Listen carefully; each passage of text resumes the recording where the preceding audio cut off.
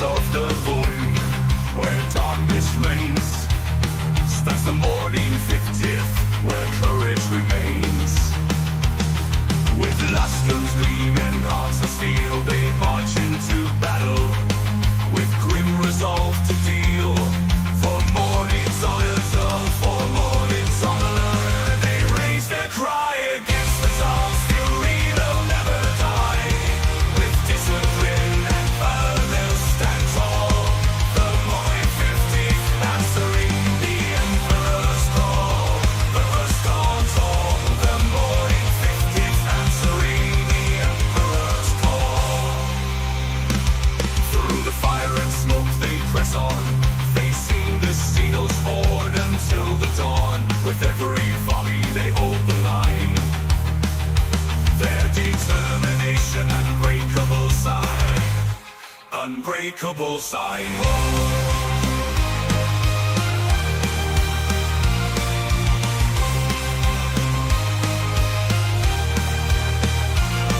For Mordian and City, they raise, he may be advanced. The Mordian spirit will never be chased. With faith in the Emperor, they fight as one, their bravery shone, their bravery shining brighter than the sun. The light shining brighter than the sun.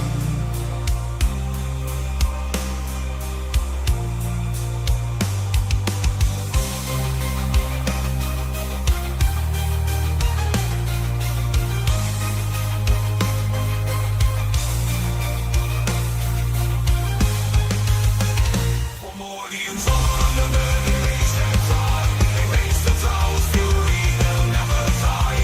Discipline and valor stand tall. The Mordian 50th, answering the Emperor's call. So let their story be told through the ages to come, of the Mordian 50th rifles and of the wars that they have won.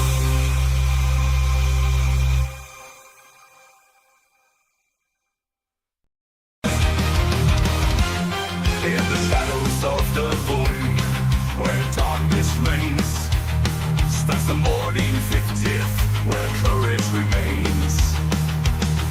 With last guns gleaming, hearts of steel, they march into battle, with grim resolve to deal, for Mordian's honor, for Mordian's honor.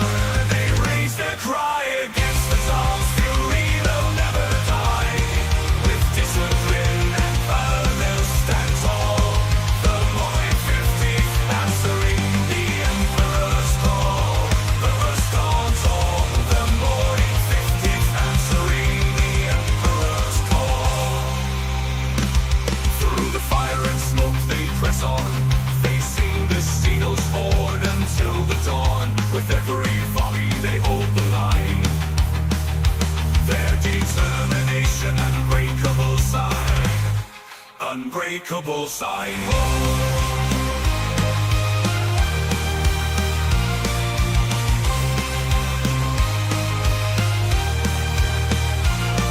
For Mordian and City, they raise, he may be advanced. The Mordian spirit will never be chased.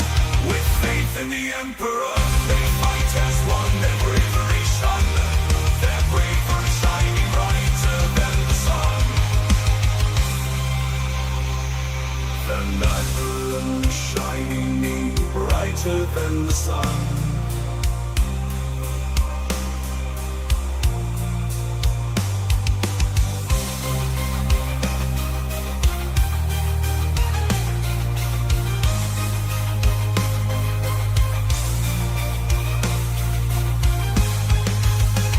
For Mordian's honor, they raise their cry.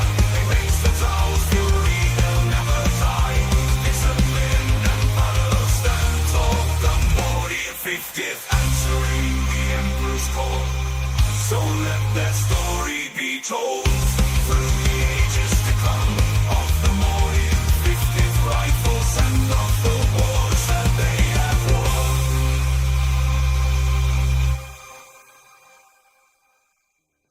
Hello! Hello again and welcome to the Mordian Glory live stream. Mordian Glory live stream. It's 2 in the morning here and I've decided to go live. So forgive me if my behavior is slightly more eccentric. I would have said slightly eccentric, but it's always eccentric. So slightly more eccentric. Eldar leaks! Let's get to the topic, boys. Let's not mess around today. Normally, I love a good, long, hard introduction. 15, 20, 1 hour long before we even get to the main topic. But with the time being it is what it is, and with the fact that this is quite an important and big topic, I think it's probably very valuable if we get straight into it. Straight into it. Okay. You censor swear on the stream live chat. Literally 90. I don't censor anything, man. YouTube censors it. Don't blame me. But welcome to a Morning Glory live stream. And apparently, I've got the full Eldar Codex. Well, at least the all the main rules and everything. Now, I've done a quick look about the internet here. I checked the Warhammer competitive Reddit, and I checked Auspex Tactics, who pretty much is the man that has all of the information before everyone else. And he didn't have everything that I've got here. And Reddit didn't have everything that I've got here. So it feels like I've got another biggie for you guys. At this point, I really feel like I've got to stay away from Windows because I feel quite strongly like GW is definitely going to be sending some sort of assassin after me. Let's hope it's the Calidus, right, boys? Because another leak. So what we're going to do is we're going to go through everything. We're going to go through everything, boys. We're going to go through. We're going to go through the army rule. We are going to go through. We're going to go through all the data sheets, all the detachments, and everything. Now, I'm not a full-blown like Eldar person, so I obviously will be looking at this from outside in, as someone who plays against Eldar, but not for someone who plays with it. So obviously, I'm not gonna be able to know all the nitty-gritty of it, but hopefully, if something looks pretty broken, it'll jump out, and anything that I miss, chat will pick up on it and go. This Mordian, don't forget this thing. So that's what we're going to do. We'll try and keep this one quick as well, because I know that some people are going to want to tear this to pieces and pick through it all and have all the screenshots and all that kind of good stuff. So that's what we're going to do. So without further ado, we're missing roll call. I know, no roll call, lads. I do apologise. This is where we got to get straight on with it today. Sadly. Which I know some of you are going to be terribly vexed about, but that's just life. That's just the way it goes. So we're going to get straight into the old leaks and everything, and let's see what we can see. Let me just have a quick look here. A couple of other bits before we do that. Just want to check that I've not missed anything out, apart from obviously what you call it. Roll call, which a lot of people are going to be vexed about, terribly vexed, but there we are. No, we seem to be pretty good. All right, so let's head over to here, and then let's head over to here. There we go. All right. Can I do this? That thing? 1 minute. I don't know if it's a thing anymore. That's fine. Okay, so this is what we're going to be having a cheeky gander. It needs to get to the point of the important topic. Exactly. We have a couple of super chats coming here though, so whilst you guys can have a little gander at the detachment rules and the army rules and all that kind of good stuff, whilst you guys are having a look at that, I'll catch up on a few super chats. So, Rev, my boy, thank you for the 10 months, mate. So close to X-Force, mate. Just 2 more months. Thank you for supporting for nearly a full year. What's an Eldar? Will they steal my chocolate milk? I mean, some of them have got quite big milkers. Most of them seem to be white chocolate, though. I've never seen a dark chocolate Eldar, but there might be some out there. To be fair, there might be. I wouldn't be against it. Next, I'll say a big thank you to Anthony Williams. Thank you so much for the super chat, man. Thank you for the support, bro. Thank you for the giga chat. Yes. Thank you for another stream. Thanks to Evan. Thanks to the dude who gave you the leak and that song build. Whoever asked for that, it's my new favorite. Build by the Clamavita Performance is an amazing song. Yeah, really, really good. Anthony, thank you so much for your support, and thank you for the thank yous, and thank you for the shout-outs. And yes, big shout-out to Evan for getting the thumbnail for this done quickly, and for literally pinching off a loaf, and then so he could make the thumbnail. F in the chat for the shit that never was. For the shit that was promised. F in the chat for the poop that was promised. There we go. All right, I want to say a big thank you to Crucible. Thank you for the 30-month member flex. Double X Force, more than approved, baby. Thank you for supporting the channel for over 2 years. 2.5 years, mate. Everyone spam chat anyway for tradition's sake. You guys can do your own. You can self-roll call. Crucible, you guys can self-roll call. I won't stop you. If you want to self-roll call, that's fine. That's fine. Okay, all super chats caught up on. Thank you, boys. Let's now get into the army rules. So it says here, army rules is battle focus. If your army faction is... So is that fate... 1 minute. Question. Chat. Is fate dice the index army rule? Or is that the detachment rule? I can never remember what the army rule is for and detachment rule is for Eldar. I just know that fate dice is the thing.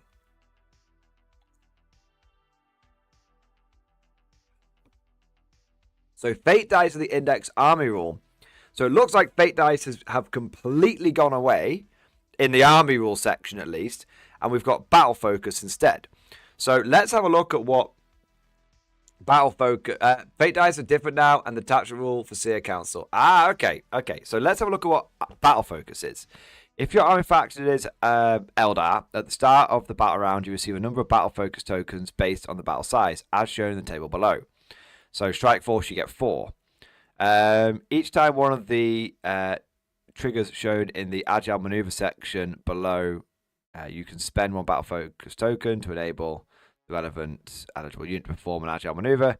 A unit is able to perform an agile maneuver if it has this ability and has not already performed an agile maneuver in the same phase. Unless otherwise stated, you counter with the same agile maneuver more than once per phase.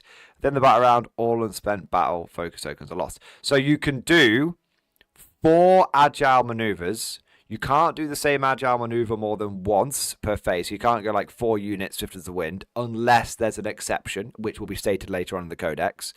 And you can't stack them up and like save them till later. Okay, so what's the first agile maneuver? Swift as the wind. Trigger.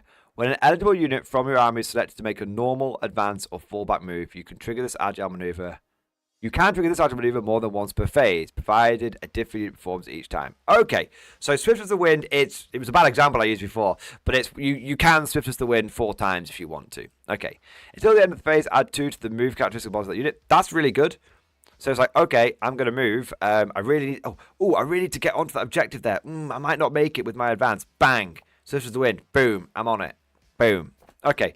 I really like that. Plus 2-inch movement is great. I think Eldar generally have a 7-inch move. So that's going to put them to a 9-inch move. That's pretty fucking fast. They're basically running as fast as our vehicles drive. Nearly. So movement wins games. So I like Swift as the Wind. It seems very strong, but it's not like blowing people off the table like Fate Dice was. Flitting Shadows. Trigger. When an eligible unit from your army is selected to make a normal, advance, or fallback move, it's set up on the battlefield or declares a charge. Until the end of the turn, enemy units cannot use the fire robot strategy to shoot at that unit.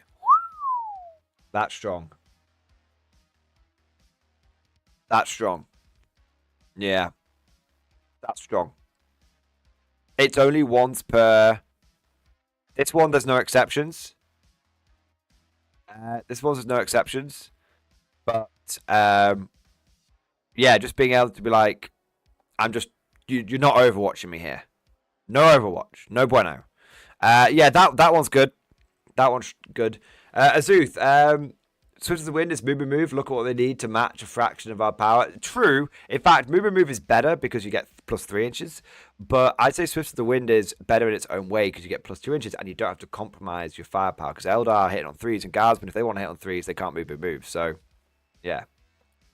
Then we've got Star Engines. When an eligible vehicle from your army is selected to make a normal move. Until the end of the phase, add D6+1 to the move character's model that unit. Wow. Okay, that's real strong. That's real strong. Now, I don't know what an eligible vehicle is. I would presume that's like any vehicle, but maybe it's not any vehicle.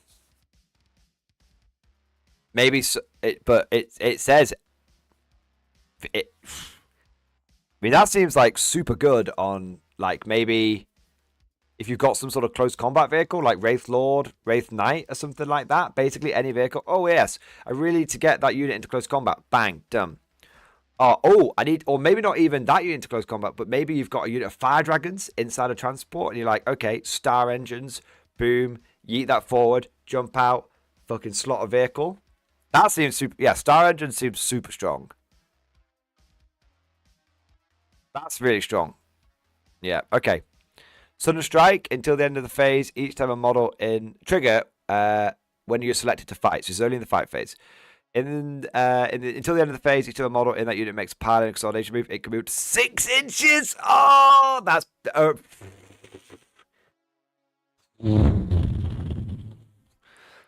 Oh wow. Okay. That a lot of if you're a guard commander, you'll probably overlook that one because what even is the assault phase? But that is that I could see, considering how powerful assault can be when in the hands of a good player, a smart player. That sudden strike could be game winning. That could be game winning. That is that so far. That's the most powerful one we've seen so far. So far, there's 2 more to go. I have to say I thought Swift as a Wind was good. Every single one that has gone along has been great. It's got better and better. Opportunity seized. Effect. Trigger. When an enemy unit ends a fallback move. Effect. One unit from your army, excluding Titanic units that start the phase in engagement range of that enemy unit, can make a normal move to D6+1. Amazing. Amazing. So you could use that. You don't even need to pursue them. You can just like yeet yourself behind a wall. Yeah, you could just yeet yourself behind a wall. That's not as broken as Sudden Strike, because some people just won't fall back. They'll just stay in with you and all this kind of stuff. But the potential to maybe just move 7 inches and just fuck off behind a wall. Yeah, in dense terrain, this basically just meant that you need indirect fire. If you're a guard player, you need indirect fire.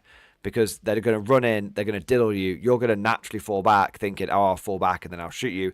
And then they're going to go, opportunity seized, brah.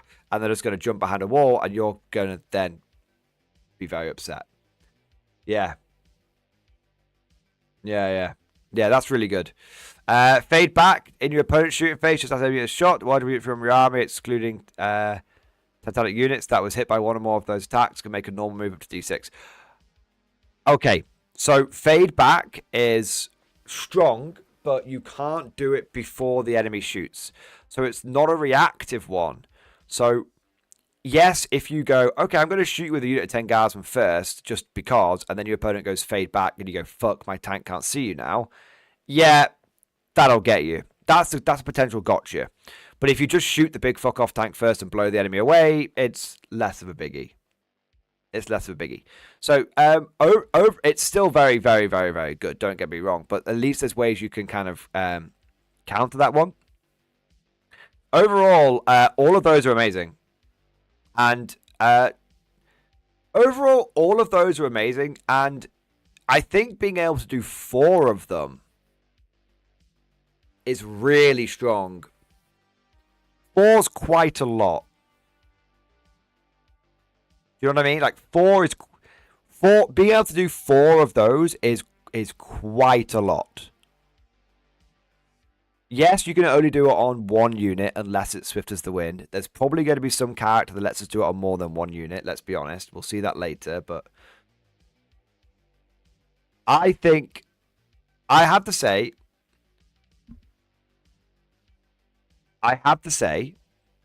that I think it's not as immediately busted as Fate Dice were, especially when Fate Dice were first announced. And Eldar, do they still have the reroll one of each thing? That was their detachment rule of the index, wasn't it? It doesn't seem as obviously broken as Fate Dice, but I'm looking at those, and I can't I can't really explain it, but I got a gut instinct, okay? And I often go with my gut on these kind of things. So sometimes my subconscious brain has identified things before my conscious brain has. This was kind of like when when everyone else was ragging on the Chaos cult detachment in Chaos Space Marines, and everyone else said it was the meme detachment, and I saw it and was like, I actually think that's the best one. And that's caught on video, so that's not just me saying things in hindsight. Like I said, I don't know, guys. Like the more I look at this, the more combos I'm seeing, the more powerful it seems, right? And so my gut instinct is looking at this is I think this might be more powerful than Fate Dice. Do you know what I mean? Like there's just something. My gut is telling me there's more tools in the toolbox here. There's more situations here. Yes, it's not pure damage output, but there's more there's more opportunities here. There's more things here. And so I actually think this could be very, very strong. I think this could be very, very, very, very strong. Yeah.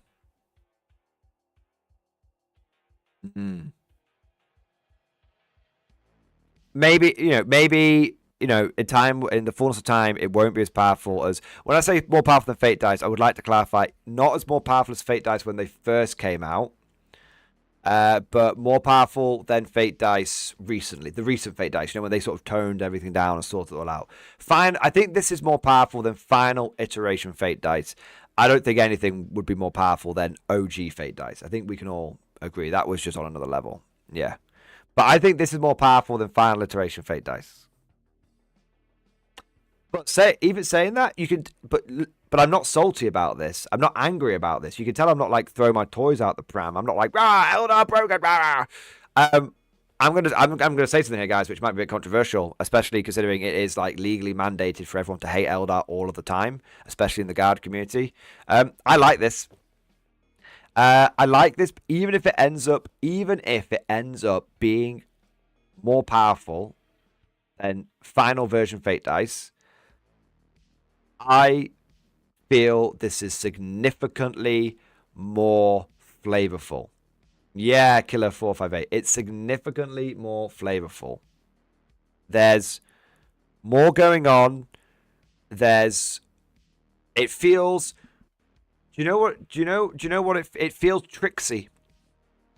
It feels very tricksy, and but not like gotcha-y. Although there is one or two gotchas in here, to be fair, but it feels like the tricksy Eldar trickery.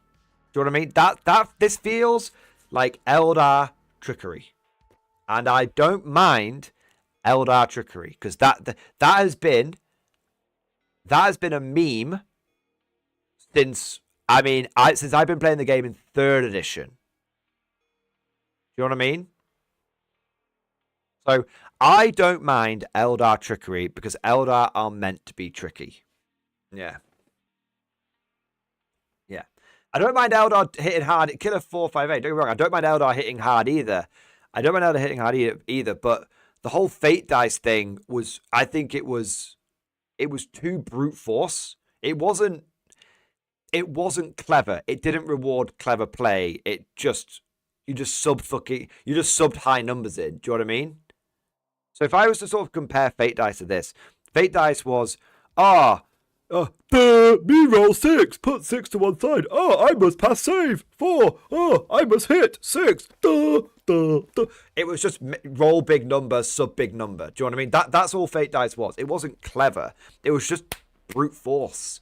Whereas this feels like in the hands of a good player, this feels like OG Eldar, where like in the hands of a good player, you're going to just have them running rings around you and just fucking with you and catching you off guard. And you're always going to be on the back foot. But if you can pin them down, you're just going to be like... It feels like this rewards cleverness. and doesn't reward just brute force. Yeah. So Azuth is exactly right. This is a tourney players thing, very little randomness, and a skill floor to use well. Yeah, exactly. 100%.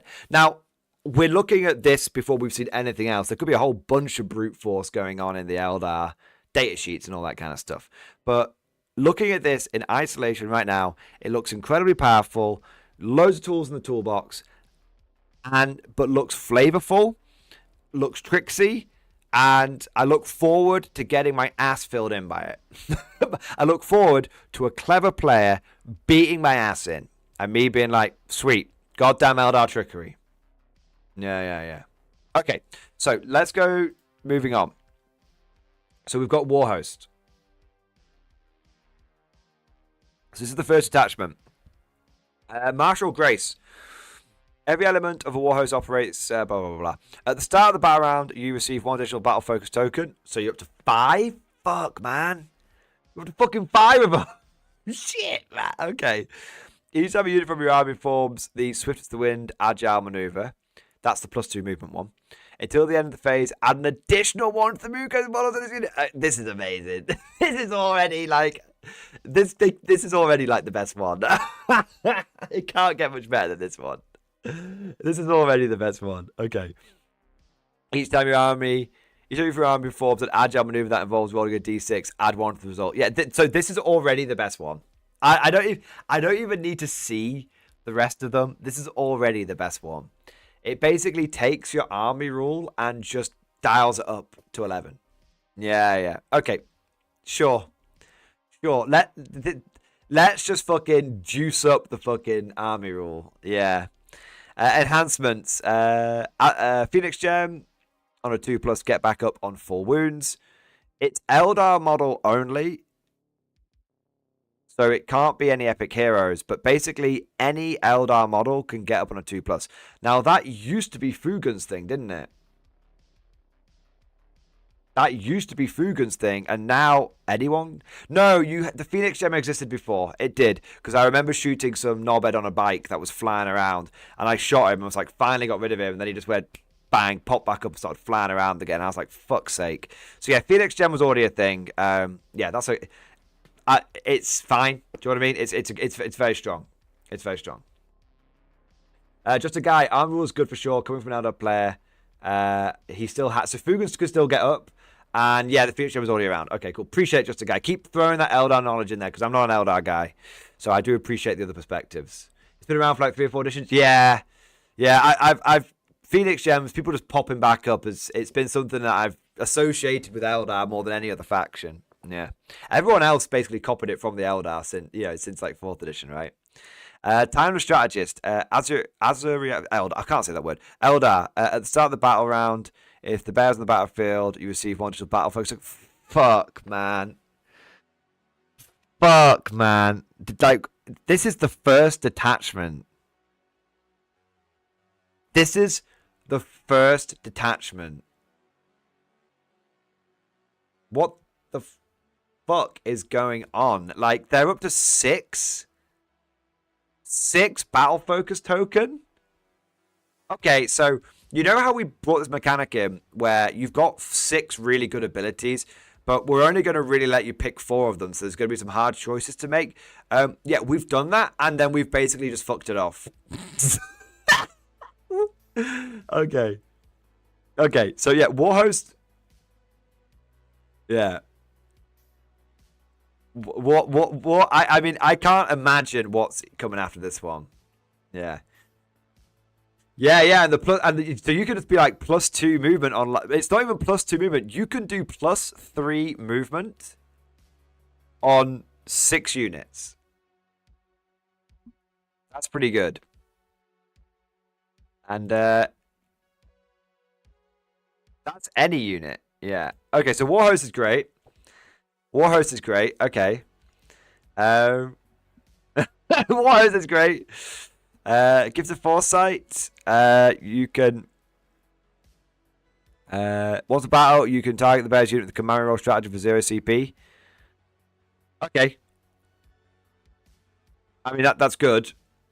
free CP reroll, right? It does let you target for 0 CP, but it doesn't let you do it in addition. So you still only get the 1 CP reroll, but it's for free. Okay, unless there's an FAQ which changes that. Chat, let me know. Gift of Foresight is good, but there's going to be plenty of times when you're going to want to put that maybe on something else. We'll have to. I guess it'll depend on what character you want to put that on. Yeah. Psychic Destroyer, Eldar Psycho Model only. Add 1 to the damage characteristics of range psychic weapons equipped by the bearer. That one is probably OP as fuck. I don't know Eldar Psychic weapons, but you're like, oh, it's only +1 damage. I bet that one, I bet that puts something up to like damage 4. Do you know what I mean? It's not that, just the guys, it's not that good. There's no like damage 3 fucking Eldar Psychic weapon they're putting up to like damage 4. Or even damage 2 going up to 3, just being like Eldar fucking Psychic Battle Cannon. You're not firing mind bullets, you're firing mind cannon shells. D3 +1. I guess, hey, it can get it to damage 4.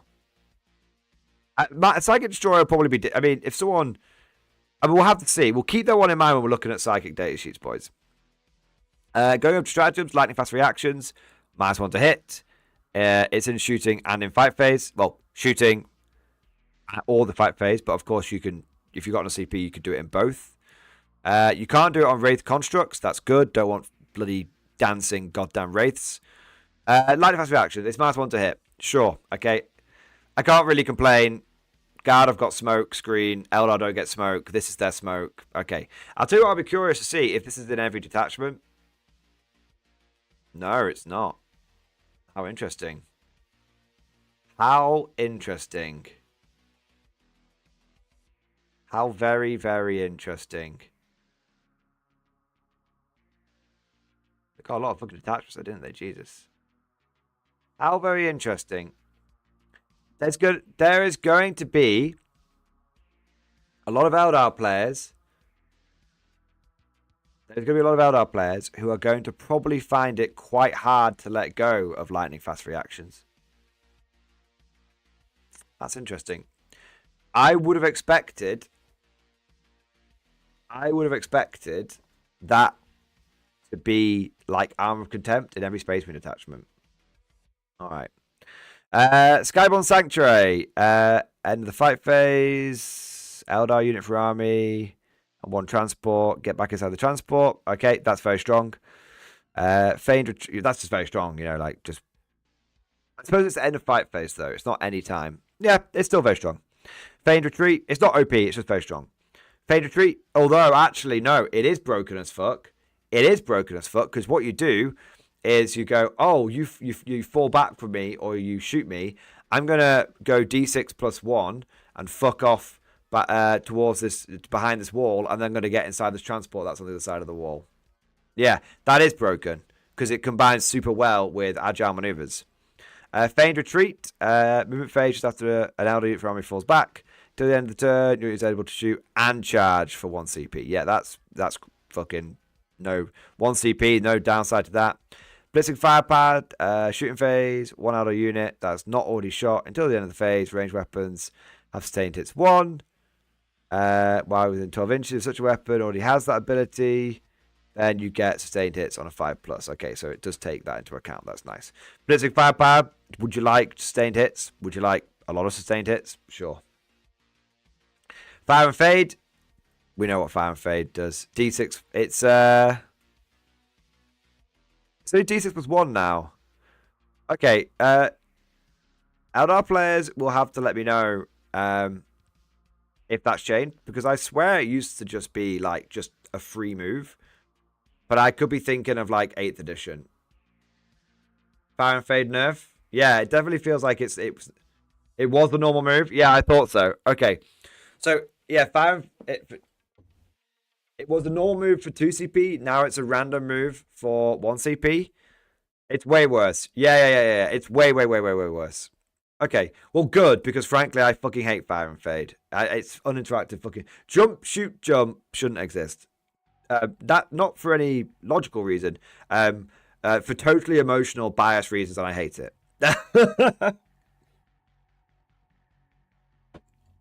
Okay. Webway Tunnel. 1 CP. Any of your opponent's fight phase. If you're 9 inches of the battlefield edge, go uppy downy. Well, it's not uppy downy. It's on and offy. It's on and offy. Okay. So I'm just going to say this right now. Warhost is an incredibly strong detachment. Literally 0 downsides, no trade-offs. Applies to a huge, wide-ranging amount of units. I mean, this puts a lot of other armies to shame when they've got like code but we'll have to see obviously. But this is starting off very, very, very, very strong. This is so far, guys. Just I'm not seeing anything that's indicating that Eldar were written by the Codex B team. And so far, I'm not seeing anything that indicates to me that Eldar isn't going to be broken. I mean, everything I have seen seems unbelievably strong up until this point. I think Eldar broken. Yes, I'm jumping to that conclusion now, but this is very, very good.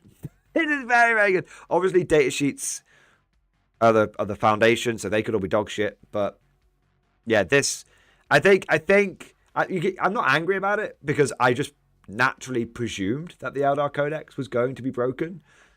It always is. You know what I mean? It always is. But yeah, this seems really good. But on the same hand, let me just throw something out there, guys. This looks incredibly strong, but I don't know yet. But I'm not looking at this and then looking at my guard codex and going.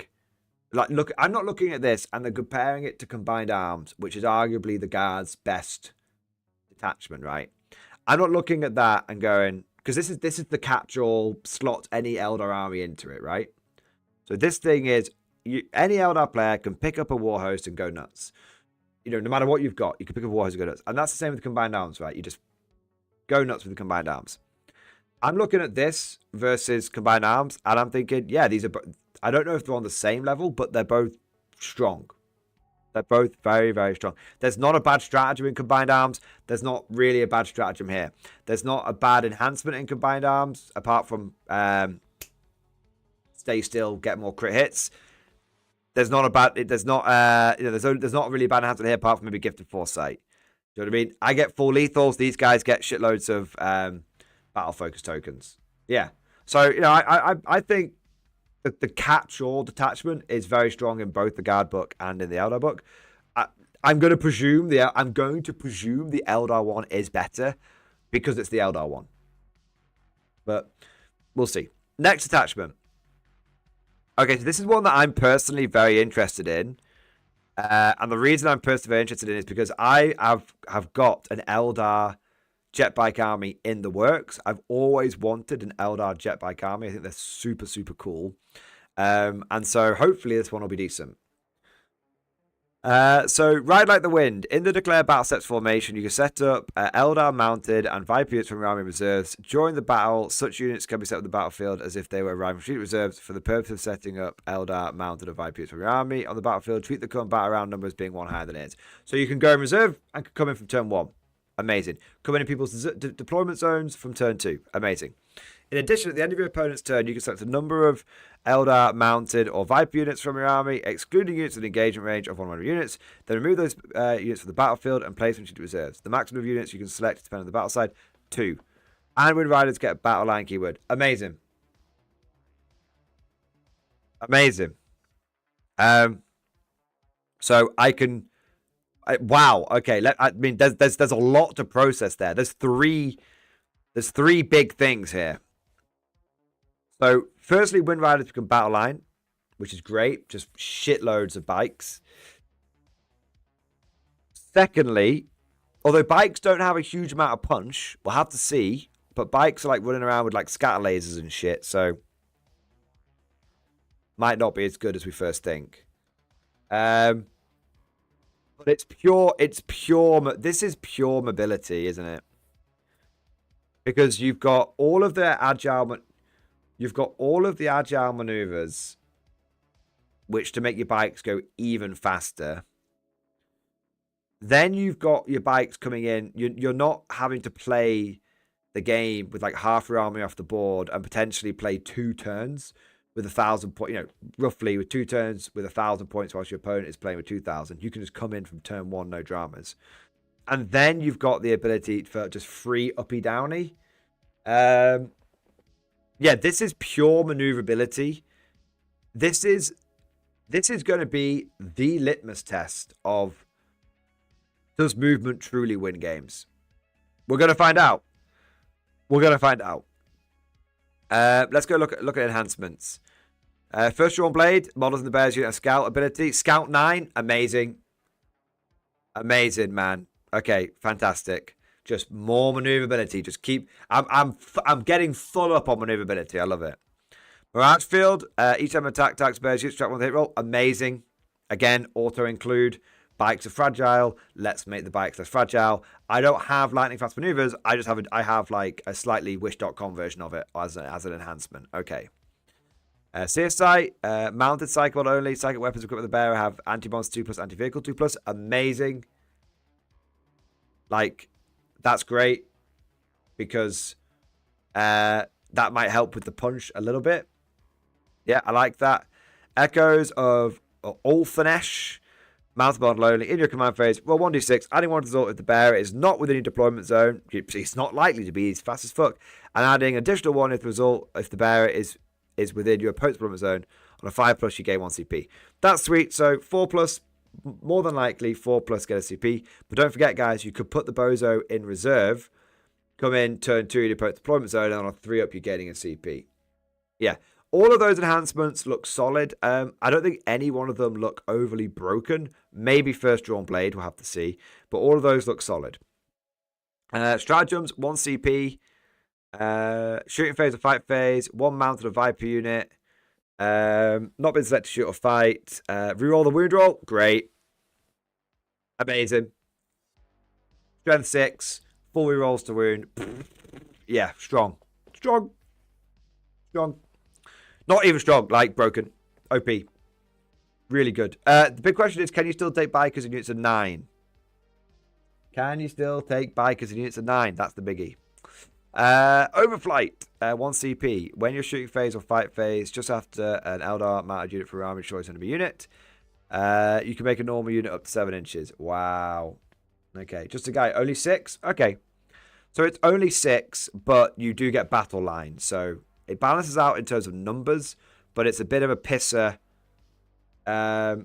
It's a bit of a pisser for this particular stratagem, but still, what we're looking at for like shuriken cannons, like that's going to be like 18 shots with 4 rolls to wound, 2 damage each. Yeah, I mean it's a damage boost, isn't it? Yeah. Overflight is great. Destroyed enemy unit, 3 7-inch move. Again, more maneuverability. These guys are going to be so fast. Oh, man. The thing is, what I lethals instead of sustained now. Wow. Okay, that's huge. Just a guy. That is huge. If you can have an entire army of jet bikes running around with lethal hits, that is huge, man. Wow. Okay. Okay. We're in danger. Where's my printer? There's some bikes I need to print now. Oh shit. Okay. So death from on high is great. Overflight is great. Wind of Blade. Oh, one thing I was gonna say, the one issue you might have with this attachment is there's only the boards are quite small on 40k, so there's going to be maybe a point when maneuverability doesn't save you, but there's it's going to be tricky. Like if an assault, the thing is, what's going through my mind is, okay, someone with an assault army tries to get to grips with you. Let's say World Eaters start running after you. They're probably never going to fucking reach you because you'll just go, oh, I'm a jet bike, so I'll just fuck off like 16 inches. I'm guessing 14 inches plus 2 inches for 14-inch base movement on a jet bike, I'm guessing.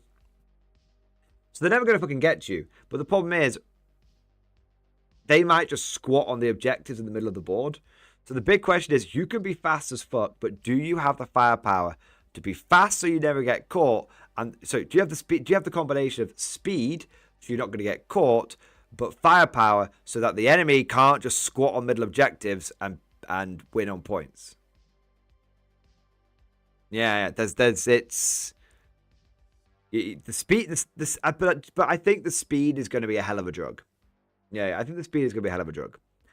Window Blades, 1 CP. Movement phase, mounted or Viper. Till the end of the turn, your unit is eligible to shoot and declare a charge until which it advanced or fell back. Amazing. I mean, Shining Spears, Shining Spears, I imagine, have Lance. Being able to move 14 to 16 inches. I'm not sure how far Shining Spears move. And then advance and then bang. That could be good. Yeah, Shining Spears could be good. Shining Spears, mega buffed. Okay. You know what? I need to look at some data sheets here, guys. Where the fuck are these data? Where are my Wind Riders? Oh shit, a Dark Elder in here. Oh shit, did they combine it all? No way. I mean, I knew Harlequins were going to be in here. Is all the Dark Elder stuff in here or just some of it? Just some. Ah, okay. Just enough to pad it out for the Yunari bastards. Yeah. Fair. So, Farseer, 14 inches on a jet bike. Eldritch Storm, AP -2, D3 damage. Okay, that's pretty strong. I'm just thinking for some of the psychic buffs and whatnot.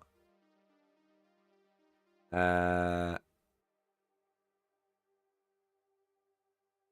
want my jet bikes, man. Shining Spears, okay. So they have a 14-inch move that can go up to a 16-inch move.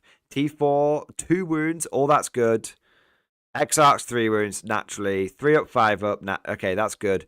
Laser Lance, damage 3 on the Laser Lance. Shit, man. That's ranged. What about the fucking melee?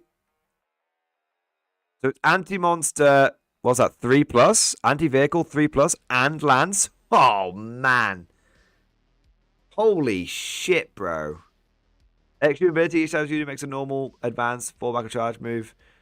Ignore any vertical distance when determining the total distance model in this unit can be moved.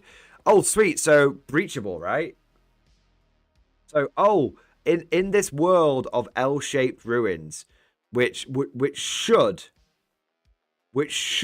slow this shit down, these guys are like, nah, fam. I ain't slow. They got old fly. Whoa. Just a guy. If you're saying that this attachment ain't that strong, I am very, very concerned. The brokeometer on the Eldar Codex, the brokeometer, it's reading. We've gone from like a 3.5 on the brokeometer. We're out of 10 on the brokeometer scale. We're up to a 5. We're up to a 5 now. The fact to even get on the brokeometer, you need to be broken. Okay? To even get on the brokeometer, you need to be broken. It's then degrees of brokenness, all right? These guys are like halfway up the brokeometer. Shit, man. How many guys can get the Shimmer Shield? Just one? Just the main dude. Yeah, these guys are really strong. And the Star Lance is also... Yeah, okay, these guys are strong. What about the old jet bikes? Warlock Skyrunners, I'm kind of interested in that.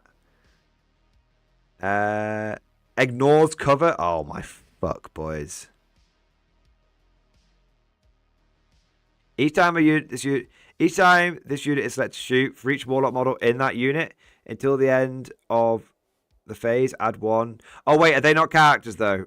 Oh, they're not lead. Oh, yeah, no, they are leaders. Oh, brilliant. Ah, fucking hell.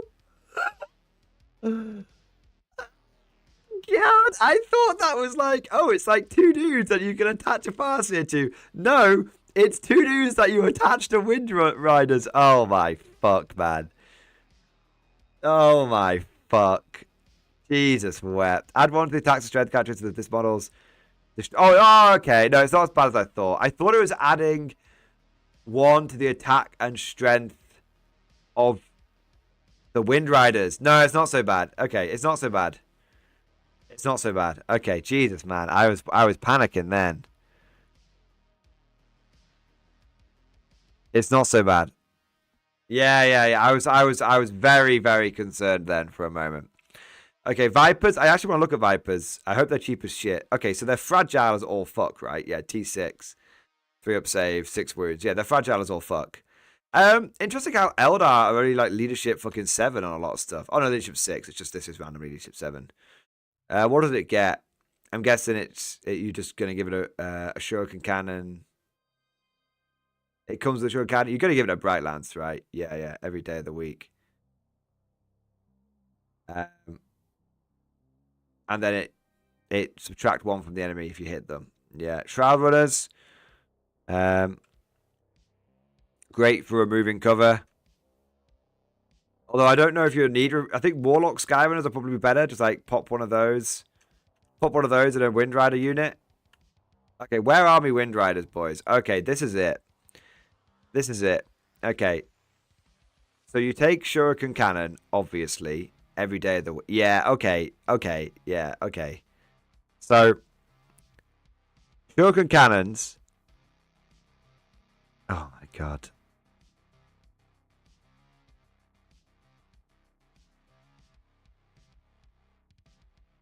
Oh my fucking god.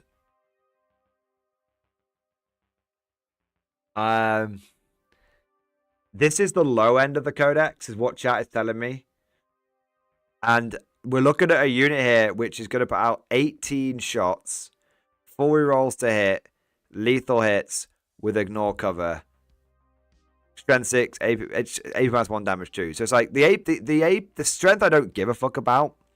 It's the fact that it's got lethals plus 4 rerolls, plus it's damage 2. Plus, I can ignore cover with AP1, which makes AP1 totally fine. AP1 is shit until it ignores cover, or it becomes AP2, and then it's good. Oh my fucking god.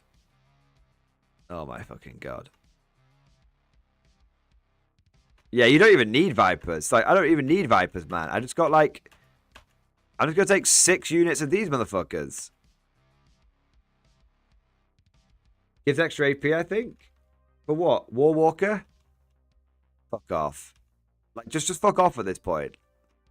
The procometer's gone up to a 6, boys, and we're not even most of the way through. Some crystalline targeting, shooting phase, that's a unit shot. Yeah, improves AP. It's a bit fuzzy, but improves AP by 1. Yeah, Warwalker improves AP by 1. Yeah, for sure. Oh, dearie me. Is it mounted? No. Okay, so it doesn't benefit from the rule, but it doesn't really need to. Oh, dearie me. Okay.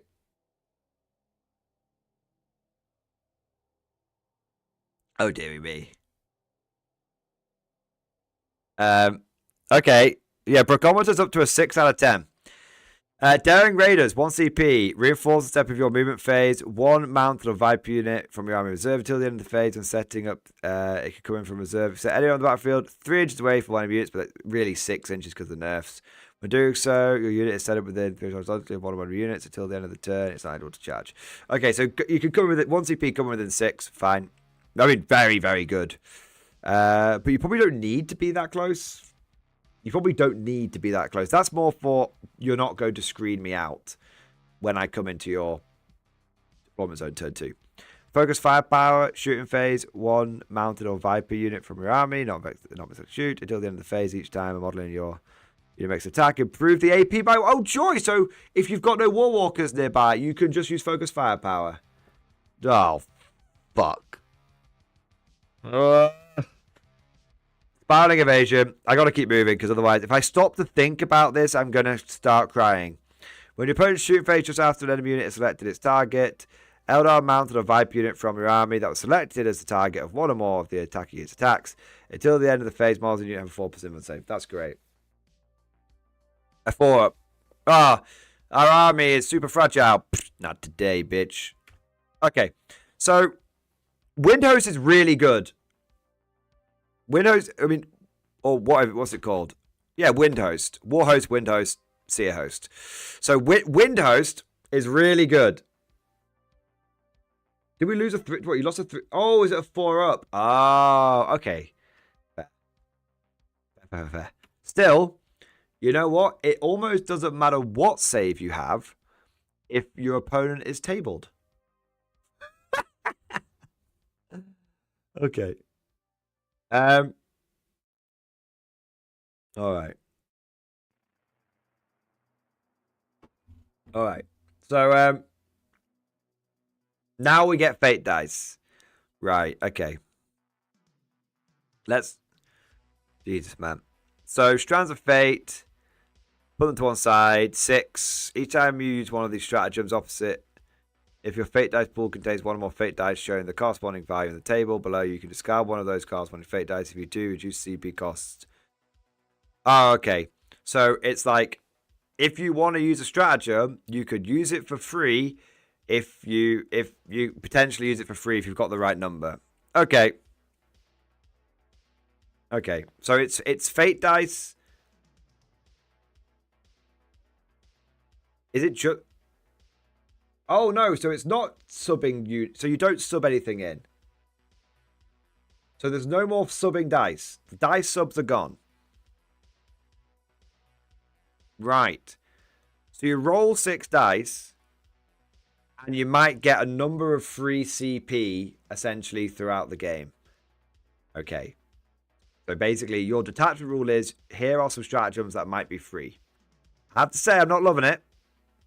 I might need to read the stratagems, then I might love it, but we'll see. Only once per game, right? Okay. Can I use each stratagem once per phase, right? Okay. Lucid Eye. Psyker. You can add one or subtract one from the face dice pool. So it's like you really need a 2, you can have a 2 if you've got a 1 or a 3. Runes of Warding. Psyker model. 4 + feel no pain against mortal wounds. Psychic attacks and critical wounds caused by attacks with density wounds ability. Okay, fine. Don't care. Probably very strong. As a guard player, I don't do a lot of mortal wounds. And I have fuck all psychic attacks. So, yeah, that will be very important in some places. I don't care about it. Stone of Eldritch Fury, Psychic model. Add 12 to the range catches with range psychic weapons equipped by the bearer. Yep, great. Just longer range psychic. Fine. Again, probably not fully appreciated the impact of that. It's probably quite good.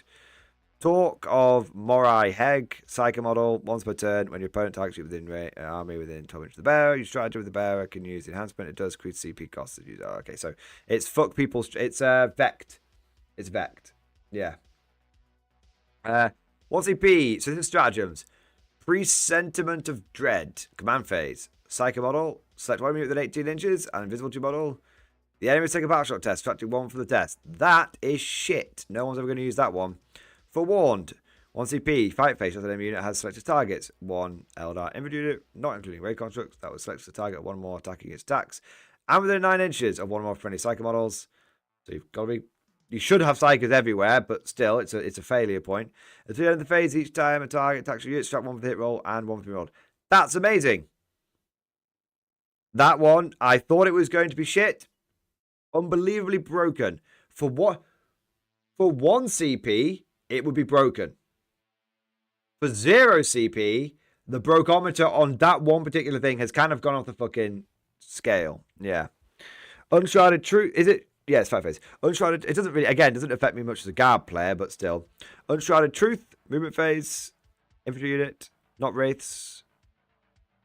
Not already moved. And with the 9 inches of psychics. Review it from the battlefield. Oh, amazing. So just, I'm going to teleport around. So Unshrouded Truth is awesome. Unshrouded Truth is awesome. Yeah, strongest thing so far. Fate Inescapable. Infantry, but not wraiths. 9-inch psyker to the end of it's in the shooting phase. End of the phase. Ignore cover. And 6 is to wound. AP by 1. Again, very strong. Like that. Issues Fury. Opponent's movement phase. When they end, normal advance fall back. Roll 6 each plus the enemies with 1 mortal wound. That's good. Yeah, that's good. Psychic Shield, your opponent shooting, because it's just damage, right? Just free damage. Your opponent shooting facial after the enemy selected target, 1 infantry unit, but not Wraith. Blah, blah, blah, 9 inch, blah, blah, blah. Lone op 18. Okay. Which is, again, very strong. So, defensively, this is very strong.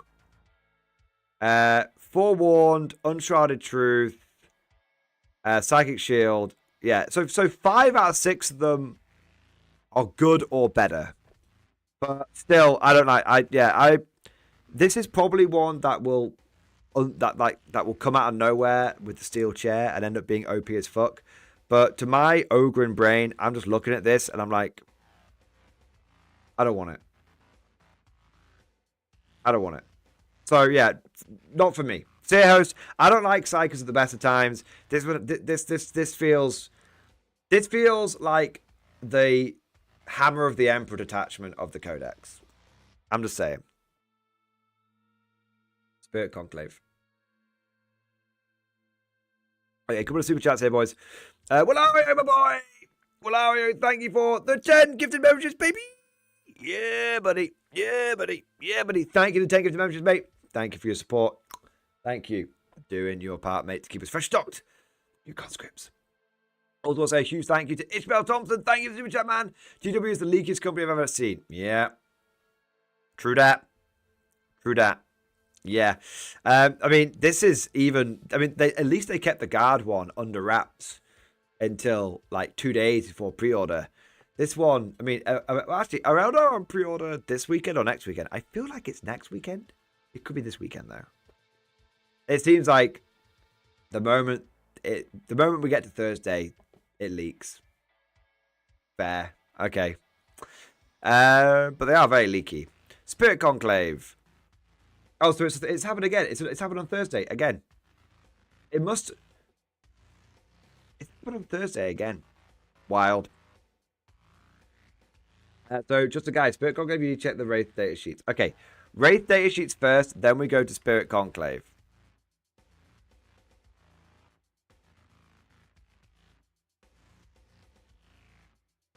Okay. Wraith Knight. Ugh. So much to look at. I almost can't be bothered. Oh, for fuck's sake. It's too... Alright. Before we even look at this, I am terribly vexed because now they can take 6 Wraith Knights. I know I can't really say very much because I can take 6 Rogel Dawns. But as someone who plays 7th edition, I really don't like Wraith Knight spam. Even if it's terrible, I don't like Wraith Knight spam. It's probably not going to be terrible. I just don't like it. Melee goes to terrain now. Fuck off. How? What? Right. Titanic agility times bottom makes a normal move and 4 move. It can move through models and terrain features when doing so. Fuck.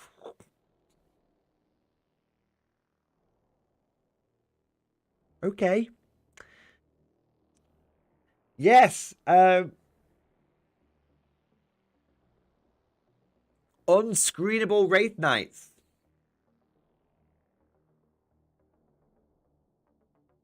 Unscreenable Wraith Knights that basically get the best bit of the Hammer of the Emperor detachment for free, but it's not even a stratagem, it's on each one of them. So I can have one Baneblade, which I have to pay the goddamn common courtesy with CP for it to go through a fucking wall. Wraith Knight's like, don't worry about it. Don't worry about it. Jesus, man. I mean, I don't even need to look at its weapons. It's just going to have a 4-pin vulnerable save and slap the piss out of anything it gets to combat with, right? Yeah, 6 damage. Okay. Other Wraith Knight. No invulnerable save? No. Yes, invulnerable save. But you have to choose, right? Or does it just get it? So what does it come with? It comes with the Sun Cannon and the Scatter Shield, which gives it the 4-up. And subtract 1 from the damage. But they're only 18 wounds now. Okay. I can slam 9 damage 3 shots into this thing and make it fall over. That's okay. And then if they take that, they're taking a lot less firepower. It loses a gun. Okay. Okay. Sun Cannon is very good. It's strength 10. Does it have any way of...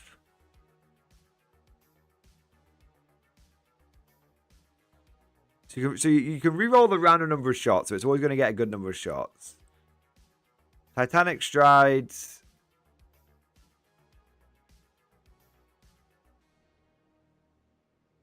Okay, Titanic Strides is very good, but it's not as good as the other one. It's very good, though, but against a lot of WTC and UKTC terrain, that's not going to help.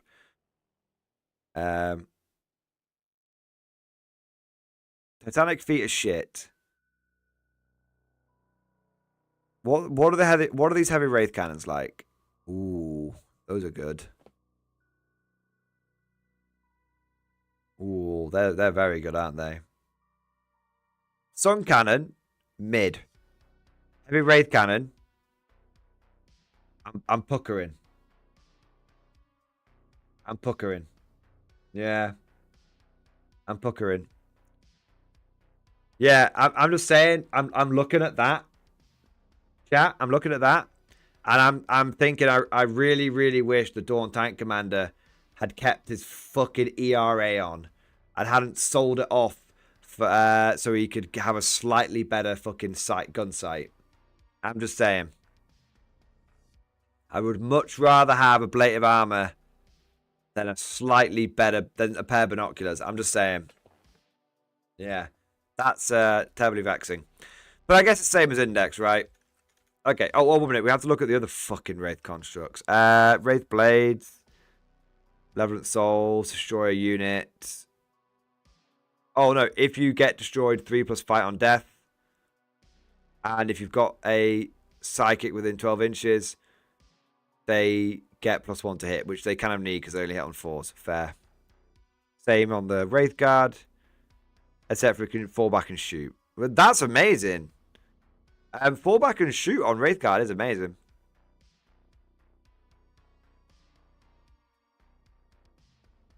You gotta have a Wraith Guard or the Invulnerable. Is that true? I think you're lying. You're lying to me, Apocalypse Plant. I can see quite clearly with my green eyes. The model Sun Cannon can be replaced with 1 heavy Wraith Cannon. So I can keep my Scatter Shield and have 1 Wraith Cannon.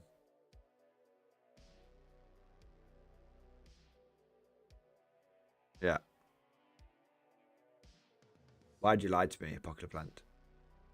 But I know. But joking aside, I know what he's. I know what he's really saying. I'm taking the piss.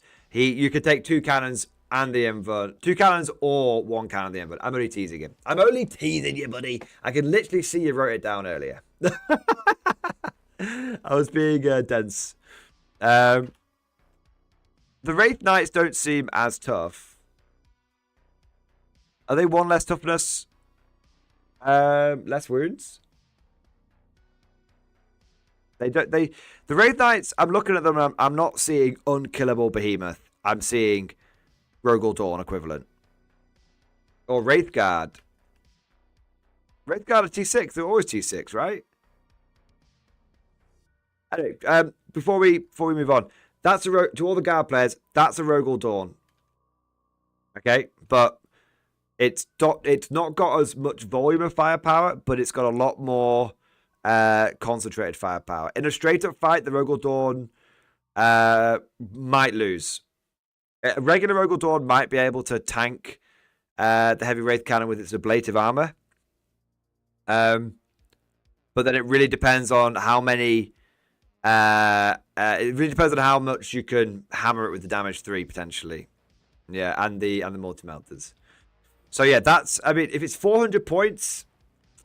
400 points, I think Double Dawn can take that down.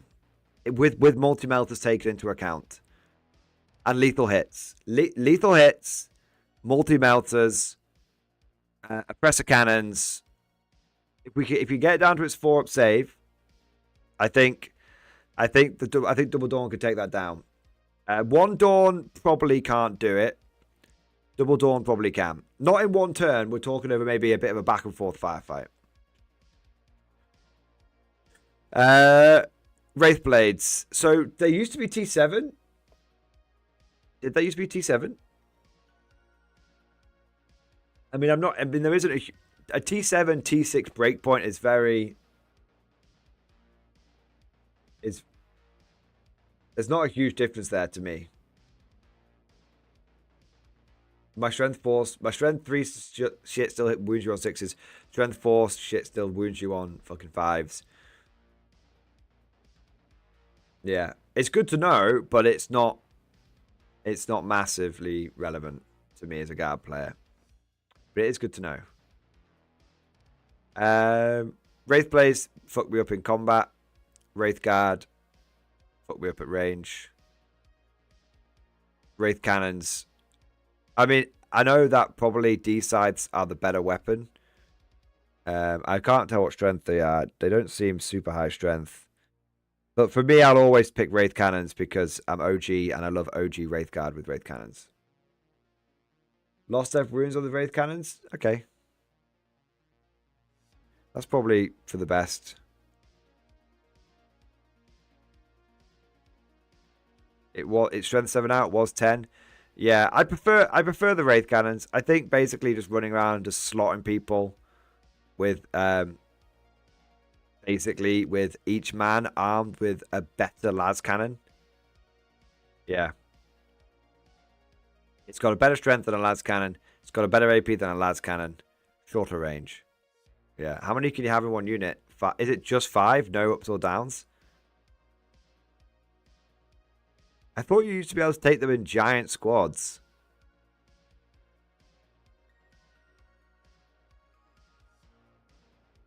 They lost 10 man. Okay, that's big. Yeah, that's fucking big. That's fucking big. I mean, I regularly faced a motherfucker who ran 30 of these things. Like every time I went to Winehammer with my Scions, you guys know the Pure Scion event that I always go to, like just as tradition, always take the Pure Scions. There's a guy there called Marcus who took literally max Wraith Eldar every time. Every fucking time. That was his thing. And it was I never beat it. I never beat it. Faced into it a couple of times, never beat it. If they're only in 5s, I reckon I could take him now. You can still run 30. Oh, they're battle line in Wraith Host. Yeah, Wraith. It's the fact that there's only 5 of them. It means that they're easier to wipe out, which I imagine is quite a big deal. It is a big deal. Wraith Lord. I'm not going to worry about the rest of the characters. The only one I care about is Spirit Seer. Last bodies with 3 inches to 1 or more. Friendly race contract. Loan up. Call. I mean, why not just lead it? Why not just lead them? You know, bed. Spirit Mark. Once per turn in your movement phase. Model starts. And move. Select 1 friendly wraith contract with a 6 model, excluding Titanic. 1 enemy unit visible to this model until the end of your start. Your next movement phase. Weapons equipped by model unit have sustained hits. So what? Select 1 of your units. Select 1 enemy unit. Give them sustained hits. Okay. In your command phase, select 1 friendly wraith contract unit with a 6 model. If one or more models of the unit is destroyed, you can return 1 destroyed model to that unit. Otherwise, 1 model that you engage. Okay, so they can stand back up again.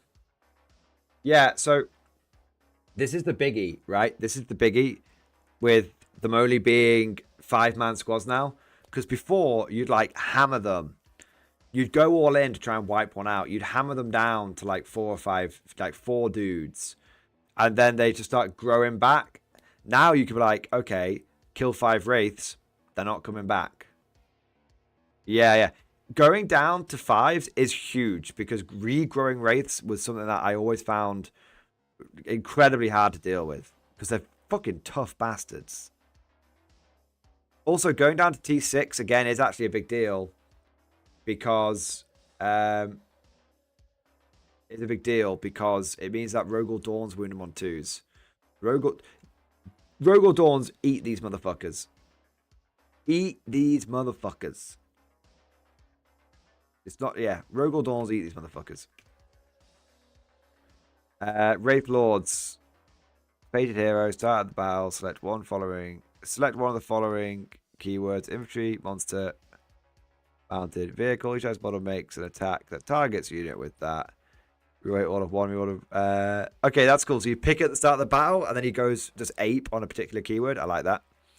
Psychic guidance within 12 inches to one or more friendly psychers. Improve the battle shot, ballistic skill, weapon skill, and leadership by one. Of this model by one. Oh, okay. So if a psyker is near him, he gets a lot happier, which he needs because that's the same with all of them, isn't it? Yeah, he needs that. Okay. Yeah, Wraith Lord seems fine. Okay. So now that we appreciate... So we're not going to cover those data sheets again when we look through data sheets. We're not going to cover the Wind Rider data sheets again when we look through those because we already covered the Wind Rider stuff. Spirit Conclave. Shepherds of the Dead. Each time when a psychic model from your army is destroyed.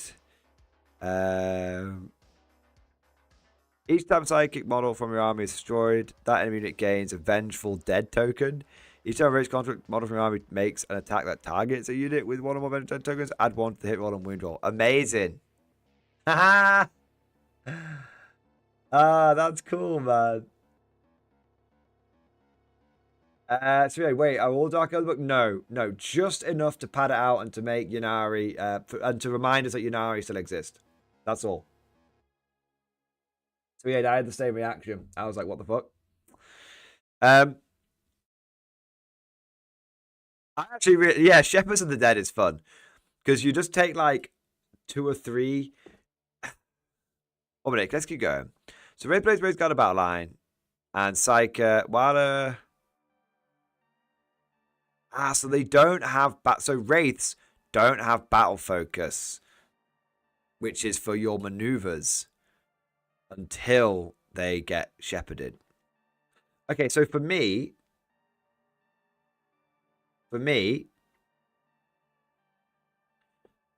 this first bit is a nice to have. This is the main bit. Because you don't really want to be taking a bunch of your psychers and yeeting them out and be like, look at me, and then getting them killed. You don't really want to do that. That's funny if it happens, but you don't really want to do it. Because someone might just take like 10 fucking guardsmen and just hose them down and just kill them. And then you're like, oh, joy, I've got a Vengeful Dead token against 10 fucking monkeys. Do you know what I mean? So you go, so really it's Spirit Guides. Yeah, really it's Spirit Guides. And that's huge because as we know, the agile fucking maneuvers and everything are super good. Super good. Yeah. I mean, I guess you could argue that, like, I can definitely see Eldar players being like, yeah, but look, our detached... Thing is, let me just turn that round, though. This might be kind of shit, actually. Because when you think about it, it's like, my detachment rule is so my units get my army rule. Now, it might be that the army rule on Wraiths is broken as fuck. Okay, fine. But I can kind of see people being like, or I could have my army rule and my detachment rule. You know what I mean? So I see it and I'm like, ooh, amazing. But then I'm like, or I just have my army rule and my detachment rule and I just go for a different flavor of army. Good tactics damage? Yeah, I guess. Just a guy, I guess. But I'm still floating. I'm floating that out there. Eldar bros, let me know if I'm on the right track. Enhancement, Light to Clarity, Spirit Seer in your command phase. Select one friendly Wraith construct unit within 12 inches of the bearer until the next command phase. Add one to objective control of infantry models and add 3 to control of character and monster models. That's cool. Yeah, that's good. Really gets around the OC1. Yeah, that almost an auto. Despite its mundaneness, probably an auto include. Stave of Kurnus. Spirit Seer model only. To be fair, I love objective control, so that might just be me. Spirit Seer model only. In your command phase, select one friendly Wraith construct unit within 12 inches of the bearer. Exclude Titanic units until the start of the next command phase. Each time model in that unit makes an attack, a critical wound, that attack is precision. Against some armies, like Necrons and Guard, fucking amazing. Against others, probably not so much. Rudimus, Spirit Seer in your command phase. Wraith construct, 12 inches. Next command phase. You get benefit of cover outside of 18 inches. Not great. If you're playing on any kind of competitive board, you're gonna have cover anyway. Higher duty, spirit symbol only, once per turn. When an enemy unit ends a normal, advanced, or 4-point move with an action to the bearer, the bearer's units can make a normal move with 6 inches. Amazing! Yeah! Ah, Wraith Blades. Oh, I'm going to fall back. Oh, shit, they've followed me up. Not into engagement range, but still, that's pretty bad. Yeah, higher duty's good. CSI, 1 CP, shooting phase, fight phase, Psyker, Wraith unit within 12. They're all going to be like that. Select one unit with visible Psyker model to the end of the phase. Each time model your Wraith construct unit makes start attack with you. You can ignore all any modifiers, the AP, and or damage captures of that attack. That's cool. But, I mean, that doesn't include cover. Because yeah. That's basically just a fuck you Space Marine stratagem. Catan deleted. Yeah. That's really good into other factions. It's really good, but as a guard, again, I'm going to keep looking at this through the lens of guard because we're a guard channel, right? As a guard player, don't give a shit.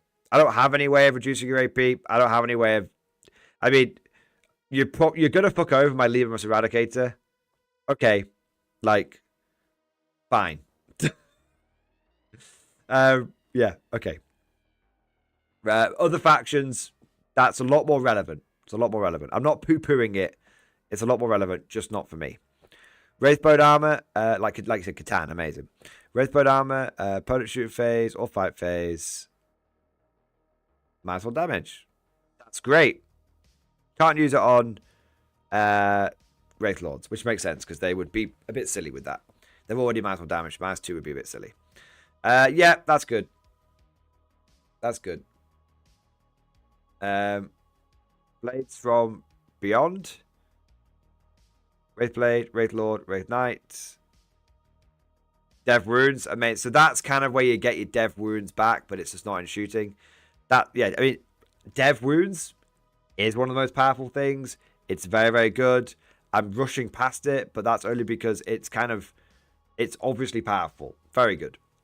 Soul Bridge, your command phase, Wraith Blade, Wraith Guard, Wraith Lord, and 1 Psyker. To your next command phase, Wraith Blade, Wraith Lord, or Wraith Blade, Wraith Guard, or Wraith Lord units. It's going to be the 12 inches of your Psyker model for the purpose of the Psychic Guidance. Okay, 1 minute. It's 1.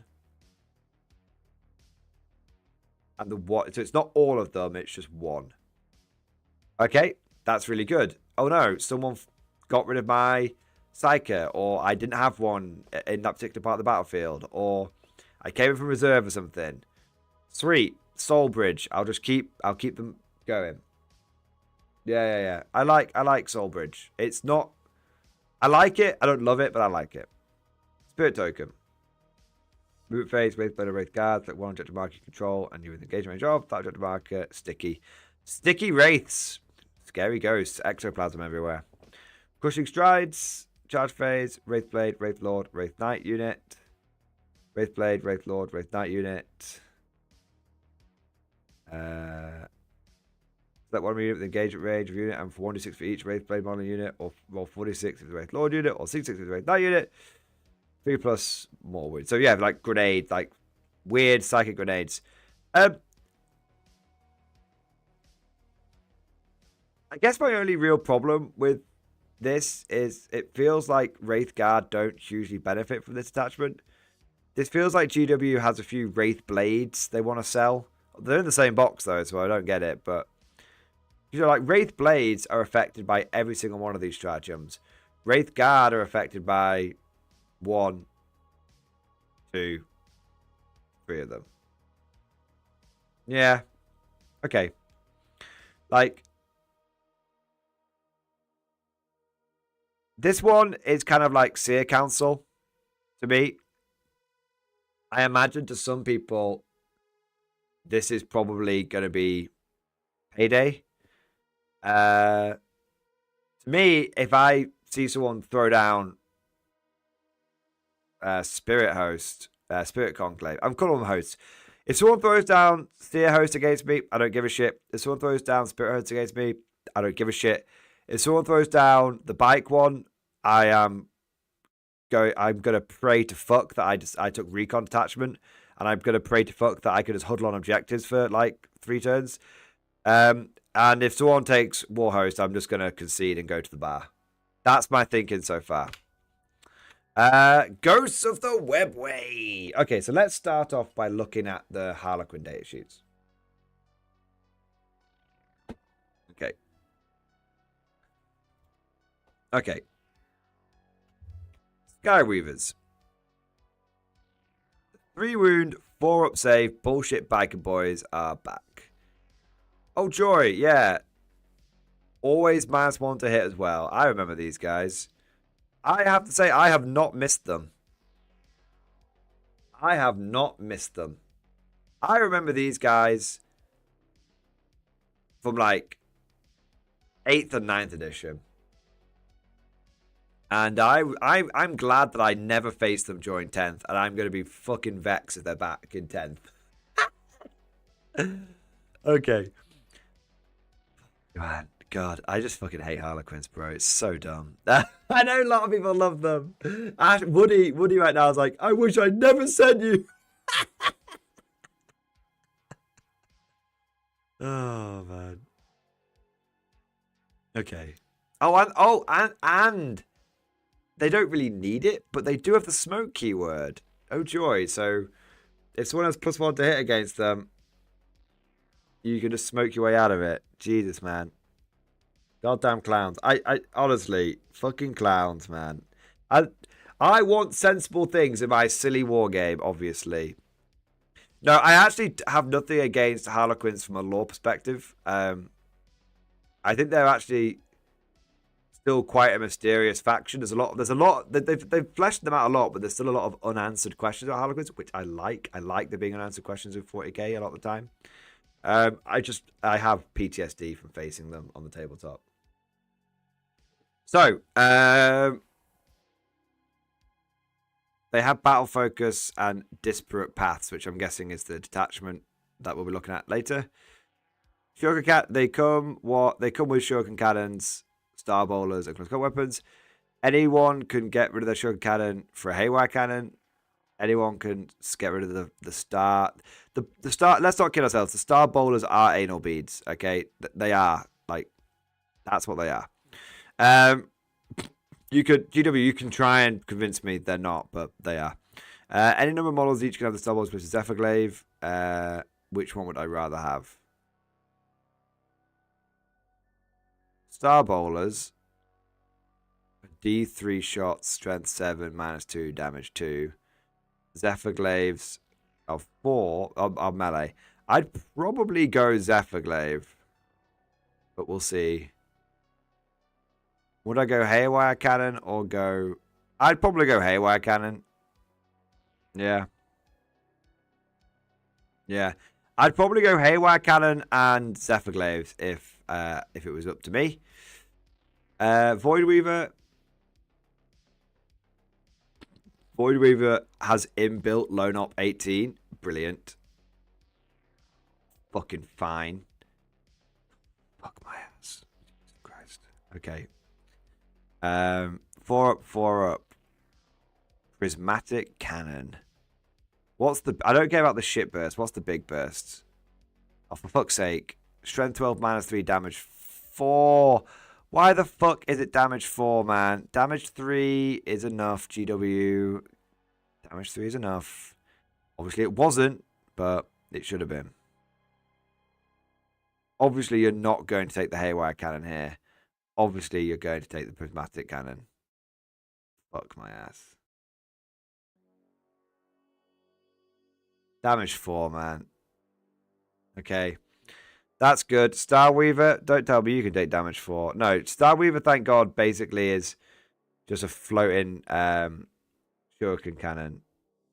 Firing dex 6. I mean, I don't know how you fit 6 people in it, let alone have them all shooting out, but fine. Rapid embarkation at the end of the fight phase. You can get back in. Okay, fine. Yeah, I mean, very, very, very, very, very, very good, but yeah, fine. Troop Master. He just looks like a bit of a nonce, doesn't he? Ignores vertical movement. Move pilot up to 6. Jesus Christ.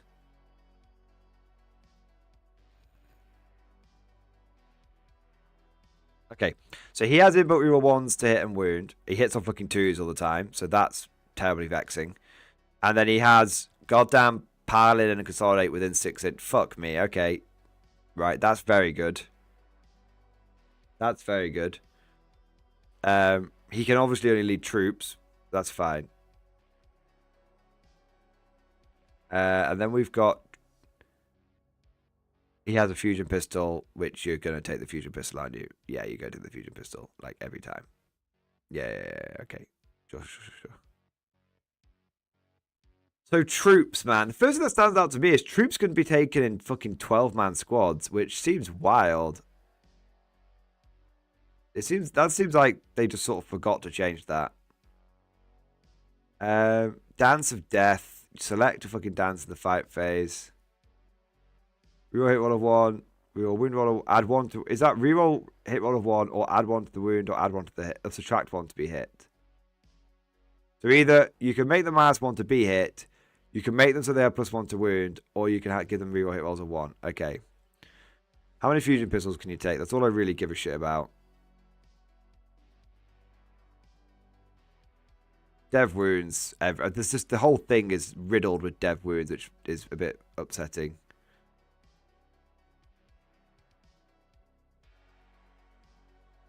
Ooh. 4 double fusion pistol, double. So everyone could run around. No one's taking a shuriken pistol.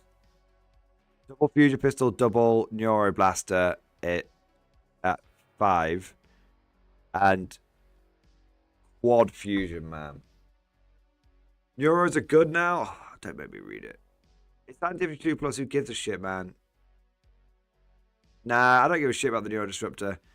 If it was anti-monster and anti-vehicle 2 plus, I'd give a fuck, man. But nah, bro. It's all about them fusion pistols, buddy. Yeah. Yeah.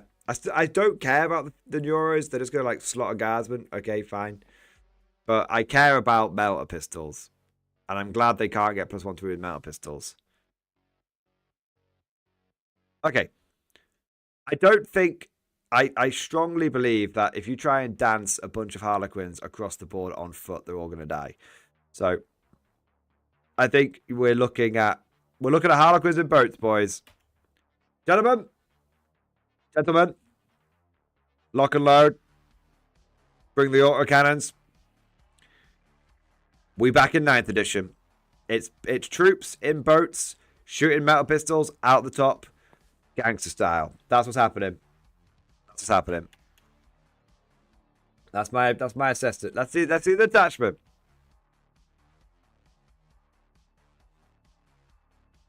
Each time you make a charge move, it can move through enemy models. Amazing. That's good. So that's good. I can't screen them out. That is going to vex me somewhat with my tanks. Although to be fair, if you dance into fucking range of a tank, I'll just run you over because you do you know what I mean? It's fine, yeah. I actually don't care if you dance into my tank. People are saying read more data sheets. I just can't be bothered. Can you just tell me what they do? I'm so tired. Right. Death Jester. Death is not enough. Take a battle shot test, don't care. Precision's annoying. Shadow Seer. Fog of Dreams.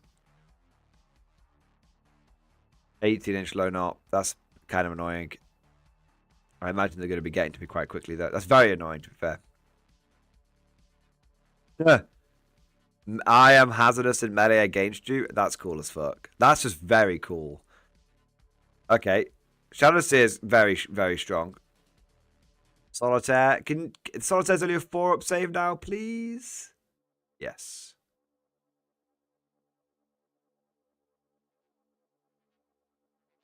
Okay. Yeah, okay. Shadowseer is the best one there. Solitaire doesn't seem quite as AIDS anymore, which I'll take. Okay. Shadowseer is good. Okay, so let me just talk about Shadowseer for a second. All right. I'm talking about Shadowseer for a second. All right. So the Lone Op 18-inch thing is good. But I still believe, I strongly believe, until I get to the detachment, which I may change my mind, I strongly believe that if you try and foot slog Harlequins, you're just going to have a bad time. They're T3 with a 4-up save. That's all they are. They will get whittled by fucking stubbers. Okay? Like, just think about this. Oh, look, 12 Harlequins come dancing forward. They're led by a Shadowseer. I can't target them with 18 inches. Oh, la, la, la, la. And then you get into 18-inch range, and it's like, oh, I don't get with an 18-inch range, and then I hit you with 18 heavy stubber shots from one Rogel Dawn. Do you know what I mean? And it's like, get on that 50. Dance harder. Dance harder. We're dancing as hard as we can. It's like, you know what I mean? Like, I'm just going to fuck you up. With, like, nothing. Do you want to did somebody say whittled? I meant to say whittled. They're going to get whittled. Yeah. Like, you can dance as much as you want to, but you can't outdance a 50 cal round. Okay? There's a reason we're still using them 38,000 years later. Like, don't foot slog your Harlequins. You foot slog your Harlequins. I'm talking like mass foot slog Harlequins. Okay, maybe one unit will have. There'll be something that makes like one unit that you want to do it with, but like do not mass foot slog Harlequins. Like one or two in the right situation. Okay. To say diddled, I probably meant to say diddled and whittled at the same time, and then sort of went diddled. If I'm behind a wall, I can. Nah, because if you're behind a wall, I'm just going to hit you with my artillery, and then you're still going to fucking die. You know? And I'm guard. I'm going to have... Like, okay, again, I'm looking at this from a guard perspective, okay? I'm looking at this from a guard perspective. If you want to foot slog against anyone else, sure, go nuts, man. But I feel quite strongly that you shouldn't foot slog. I still feel like you shouldn't foot slog. So, Space Marines will just pull out, like, one squad of Incestors and just blow you back to the webway, man. You know what I mean? We'll look into the detachment, but I feel like you probably want to be mounting up and mounting up hard. Okay. Yeah, one thing I want to say is...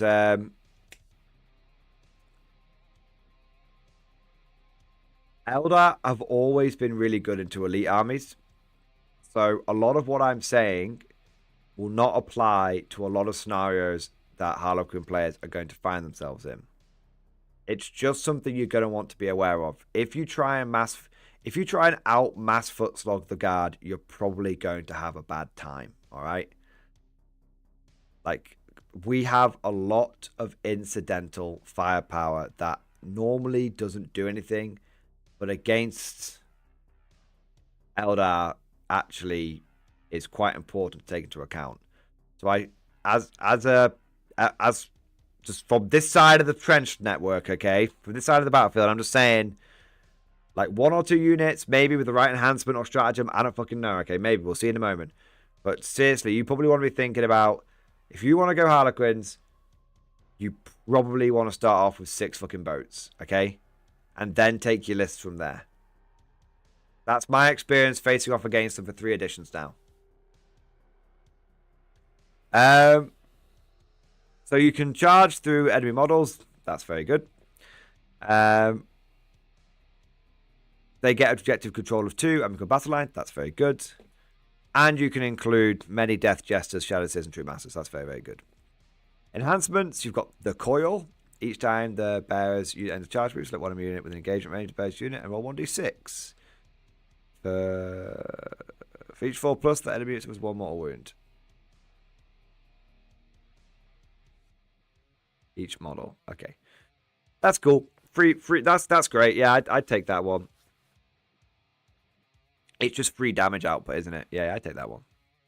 And it's based on your models, so you can actually like dance into a tank and be like 6 morals if you take a big troop squad. So that's one of the examples where you might take a big squad.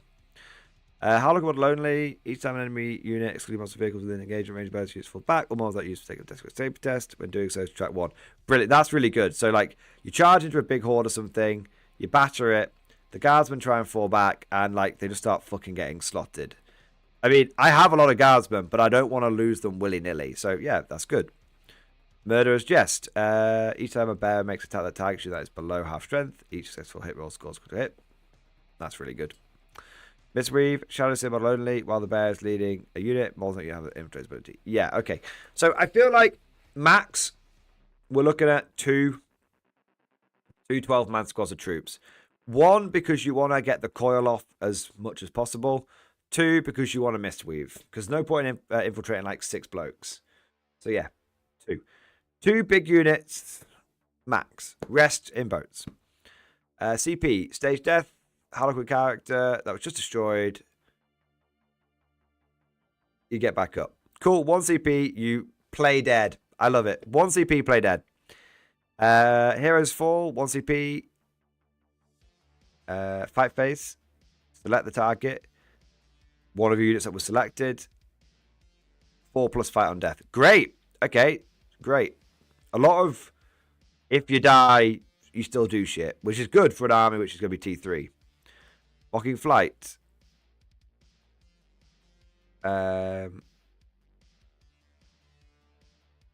You fall back. You can still shoot and charge. Great. 1 CP shoot and charge. Yes. Very strong. Very, very strong in Harlequins. Very, very strong. That's good. All of these are good so far. All of these are what you need in a Harlequin army. Yeah, yeah. Apart, Stage Death is fun. The other 2 are great. Trickster's Retort. Actually, Stage Death is really good, man. Yeah, Stage Death is really good. Trickster's Retort. Opponent movement phase. After they've fallen back. 6-inch reactive move. You can't get into combat with them again, but you can fuck off behind a wall. Trickster's Retort. Very good. Very, very, very, very, very good. Bloody Dance. Any opponent's charge phase. 1 Harlequin infantry, Harlequins. Mounted unit from your army. I mean, yeah, you got to think about shit, man. Being able to think about this on the glaive bikes. Don't think about the troops. Think about this on the glaive bikes. Just be like, ah, yes, I am going to fight on death with my glaive bikes. Ah, yes. I am going to fall back and charge with my glaive bikes. Ah, yes. I am going to move 6 inches away with my glaive bikes. Yeah, they're great. Bloody Dance. 1 CP, enemy opponent's charge phase. 1 Harlequin infantry or Harlequin mounted unit. Oh, I guess, no. Trickster's Retort is only troop. I lied. Trickster's Retort is only troop. Okay. So Mocking Flight's good for the bike. Trickster's Retort, no. Bloody Dance. Infantry or Harlequins mounted. With 6 to 1 enemy units that will be able to declare charge against it. Effect, your unit now declares charge that only targets one of those enemy units. Note that even if this charge is successful, it does not receive any charge bonus. So, what?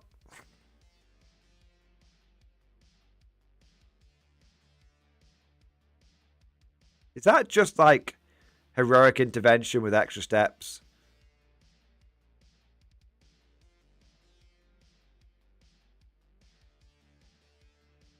Ugh.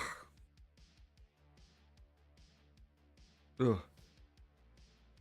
Charge them in their turn. Oh. Do they need to have charged you?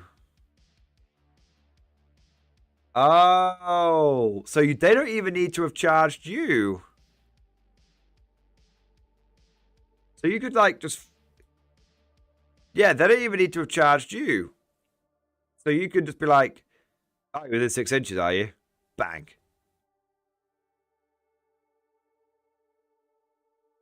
Yeah, that's good. Exit the stage, uppy downy. Uppy downy, exit stage. Bloody dance is definitely going to fuck some people over, man. But you've got to do it into the right unit. You do not want to bloody dance into a unit of 8 bound. Because you ain't going first. Yeah, you do not want to bloody dance to them. Harlequins look... do you know what? I think they look strong, but not overpowered. That looks like they got that one right. That's like... Do you know what that is? That's like the recon detachment of this codex, right? It's strong, but it's got a few inherent flaws in it from the fact that you're Harlequins. Yeah. Yeah, it's strong. But, like, at the end of the day, you are super limited. You're like T3 blokes. Yeah. Okay. Oh, yeah. The conscript one. Let's press some fucking guns into baristas and fucking teachers' hands, and let's fucking go. Okay. This is the detachment for me. This is the detachment for me. Every day in the Corps. Like a day on the farm. Every meal a banquet. Every painting a fortune. Every formation a parade. I love the Corps. Defend at all costs. Each time a Dire Avenger, Guardian, Support Weapon, or Warwalker model from your army makes attack, if that model's unit and or target unit are within range of objective marker, add 1 to the hit roll. Wait. What?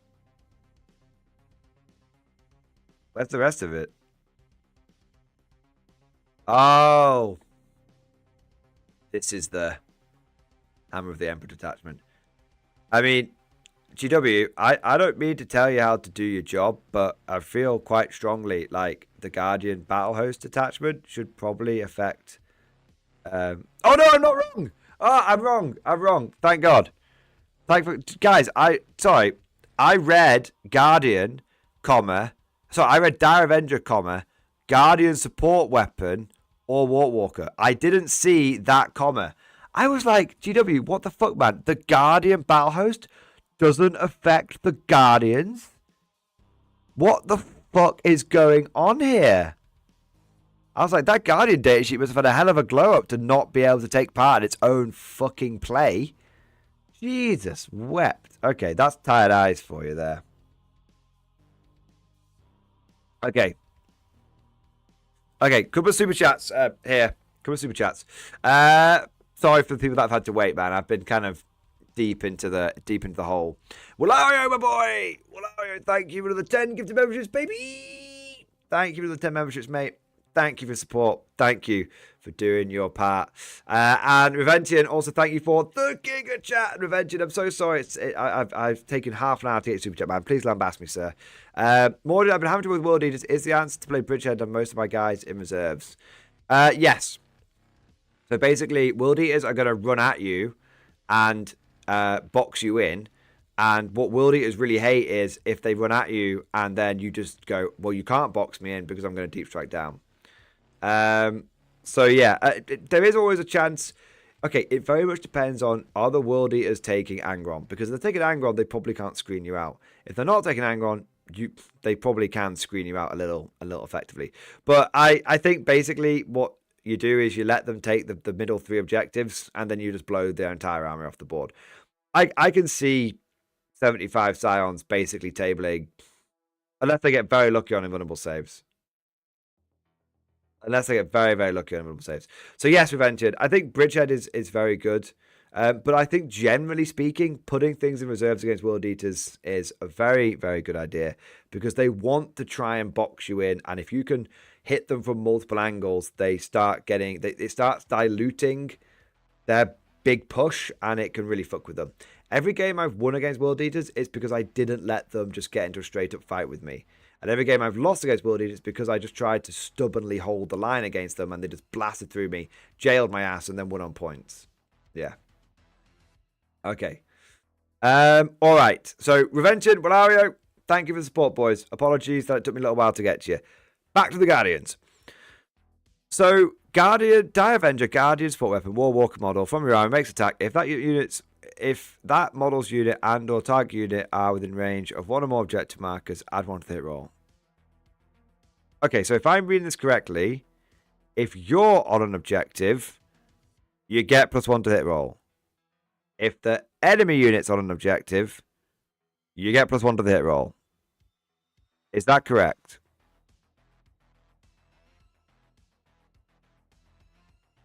Is that correct?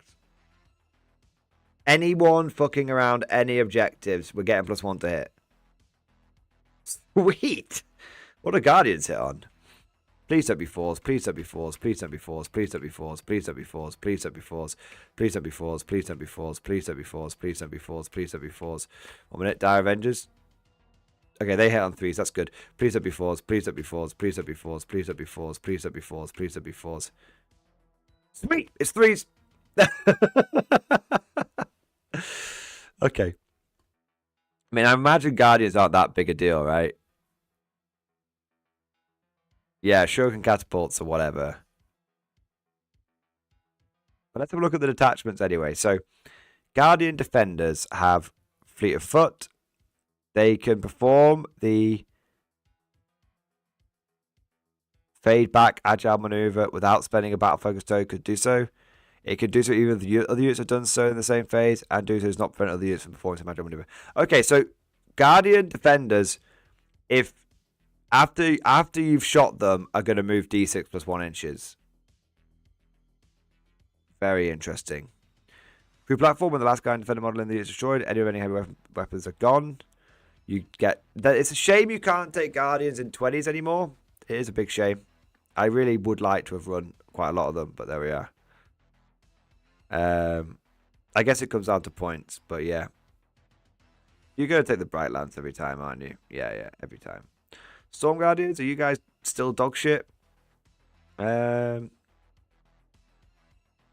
mean, you could take 2 fusion guns. And that's not nothing. I mean, it's not a lot, but it's not nothing. Sticky objectives. Sticky objectives and a 5+ vulnerable save. Woo. Okay. Yeah, no, that kind of shit. What else is Guardian? What else is affected by this?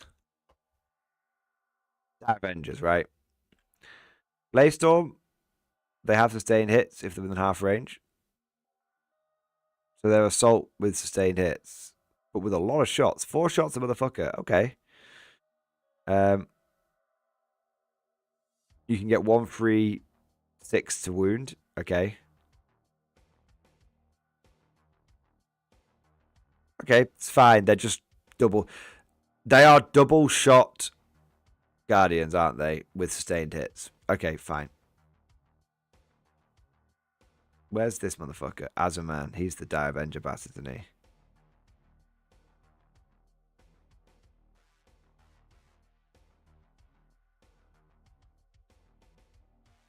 You can do a free 6-inch move in the shooting phase, but you can't charge. Fine.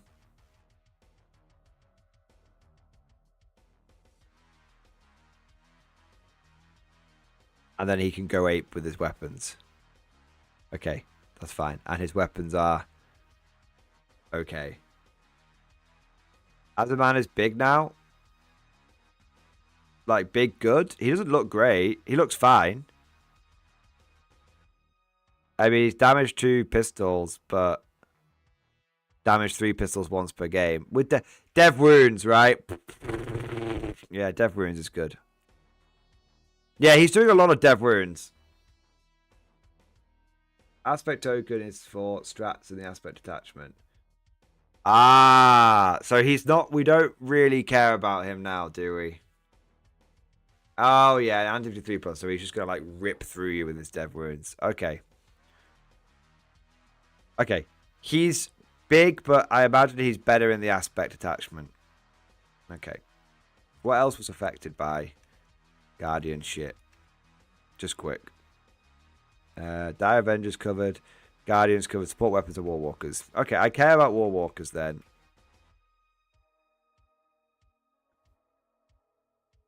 Have I gone past them? No, there they are. You're coming to shuriken cannons. Double bright lance. Okay. I mean, I'm not gonna. You're not gonna. You shouldn't turn your nose up at the fact that you could have 6 bright lances hitting on 2. No, 12 bright lances. 12 bright lances hitting on 2s is not nothing, boys. It's not nothing at all. It's actually quite a lot of fucking something. Yeah, yeah. Double bright lance for fucking days, son. Okay. I mean, they'll die like piss, but still, whilst they're around, they'll look good doing it. Okay, yeah, so, I mean, that's just... I mean, 1 minute, one last thing. Sorry, guys. I know I'm flitting around. Please lambast me. I just want to check what the support platforms hit for the Guardians hit on. 3s. They 3. So, yeah. I mean, that's a lot of bright lance spam. I mean, think about it. That's 6 bright lances from the Guardian defenders hitting on 2s, plus 12 bright lances hitting for the War Walkers on fucking 2s.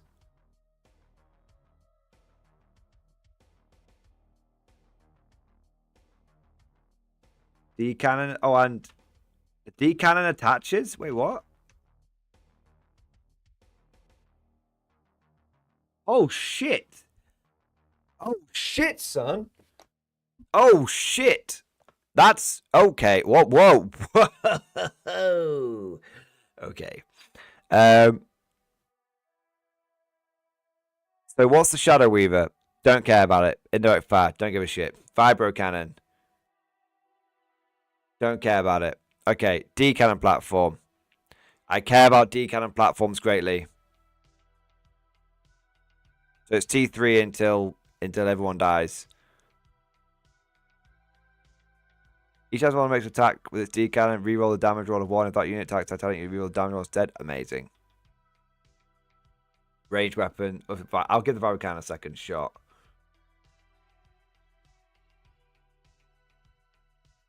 In your shooting phase, each time this model makes an attack that with a vibro cannon that targets an enemy unit, improve the strength, armor penetration, and damage characteristics of that attack by 1 for each other friendly vibro cannon model that made 1 or more attack. Oh no, that is good though. So you can set them up.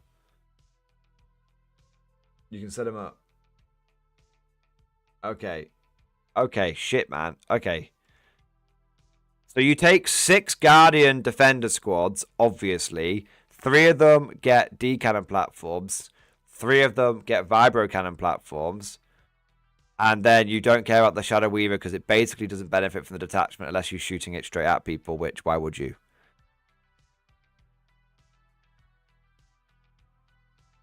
Oh, it does make people... 1 minute. Until the start of your next turn, enemy unit is snared. While the unit is snared, each time you makes a normal advance before battle move, roll D6 each one on the unit. Oh, no, you would... Okay, no, the Shadow Weaver platforms are good as well. You just don't put them in units. You just hit on 2. You just direct fire them. You just direct fire them. And just, if they die, you don't give a shit. And then you just basically, like, snare the fuck out of people and hope you do some mortal wounds. Strength 6 is okay, I guess. You know, it's still wounding on 5 against a lot of vehicles. All of those got a lot better. Holy shit, man. The 9 Fear stole our infantry squad. That's true, Cathars, Chase. It's true. Okay, so the Guardian the Guardian detachment actually looks really good. Yeah, actually looks really good, man. Okay, let's carry on. So yeah, basically your whole army's hitting on 2s like all the time. Suck it, custodians. Oh man. So let's look at the enhancements. Azuriani model only. The bearer has objective control of 5. Okay, fine. Ethereal pathway. In the deploy army, steps up to 2 guardians from your army.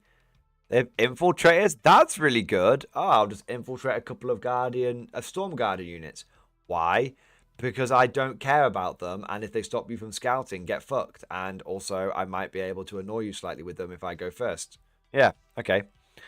Protector of the Paths. While this bear is leading a Dire Avengers or Guardian unit once per battle round, you could type the bear's unit with the Fire Revolt stratagem for 2 CP.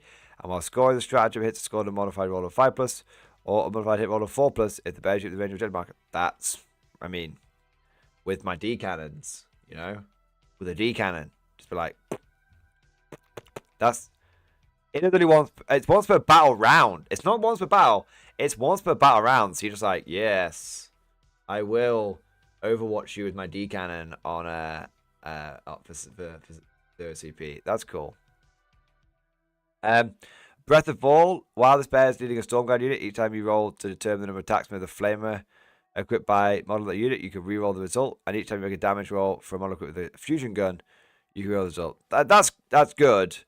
The thing is, I feel like that's actually kind of shit because the Storm Guardians, I mean, you know, it's 2 melta guns, bro. I've got to spend points on a character, and then I've got to spend points on a fucking enhancement to then make 2 fusion guns, maybe do more damage, but still probably not do anything because I'm going to be rolling 5s to wound against a lot of vehicles. Yeah, it looks good, but you're paying a lot of points to basically like make 2 fusion guns better. So yeah, no thanks. I'm all right. Warding, so stratagems, warding salvos, shooting phase or fight phase, dire avengers or guardians for your army that's not been selected to shoot or fight this phase. Until the end of the phase, each time a modern unit makes an attack that targets an enemy unit, reroll on an objective, reroll the wound roll. Oh joy! So hitting on 2s with 4 rerolls to wound. Again, it's not huge because it's fucking guardians, but it's nice, especially with a D cannon and a bright lance. It's nice. Or maybe you just go fucking ham with some Dire Avenger catapults. I'm not sure. Shield nodes. 1 Dire Avenger or Guardian unit in your opponent's shooting phase. Subtract 1 to the wound roll. Okay. Again, it's fine. But I think you still die like piss. If you could take 21 blobs, that would be better. But you can't, so. All of these are okay. All of these are totally worth 1 CP, but you've still got lingering at the back of your mind. It's fucking Dire Avengers and Guardians. Yeah. Basically, you spend 1 CP whilst the Tau bring a Guardian drone for free. I didn't even know it. Ball's Vengeance. Enemy shooting phase or fight phase. If that an enemy destroys a Dire Avenger or Guardian unit. One of your Warwalk units. After the enemy has finished making its attacks, you can shoot back. That's good. So you're like, you have killed my unit. Bang. 4 Bright Lances, bitch, hitting on 2s. That's good. Time to strike. 1 CP, your movement phase. Storm Guardians, yay! They've not moved yet until the end of the phase. Each time your unit advances, do not make an advance roll. Instead, go big 6. And they're able to charge until it's advanced. That's cool. I mean, that's a cool stratagem. I mean, it just means you're going to get 10 good Storm Guardians killed a lot earlier, but it's still a cool stratagem. Yeah. Like Storm Guardians, like, we can go like 15 inches and charge someone, and they just go, yeah, and they just get fucking laminated. It's like, oh, okay. But they did it. But they did it, chat. They did it. It was still possible. Blades of Assurance. Dive into Guardian unit. In your shooting phase. Shoot. Everything gets pistol. Pistol Bright Lance. Is that a Bright Lance in your pocket, or are you pleased to see me? Oh, no. It's my pistol Bright Lance. Cost of victory. Any opponent's fight phase 1 Guardian unit from your army. If your unit is not within engagement range of one of my units, remove it from the battlefield and place it in reserves. When doing so, return every destroyed Guardian model to your unit. Cool. That's cool. Oh no, I've got 1 Guardian left. 1 CP. And I'm back, baby. Brittany's back, bitch. Yeah, that's cool. Right. So chat has been kind of going nuts about this one since the beginning of the stream. So I'm I'm kind of curious about it.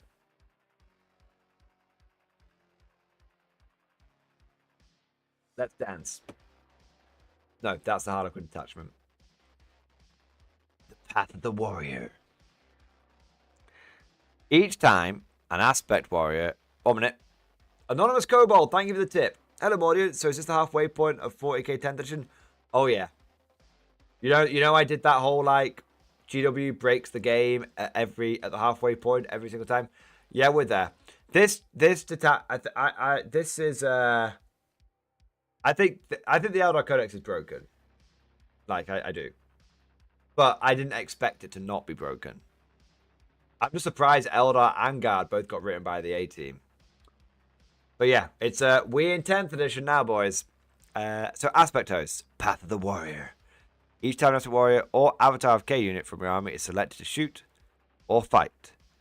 Select one of the following abilities for it to gain until the end of the phase. Oh joy. So it's not army wide, it's unit by unit. That's helpful. Each time a model in your unit makes an attack roll, reroll hit rolls of 1. Each time a model unit makes a wound roll, reroll wound rolls of 1. Seems solid.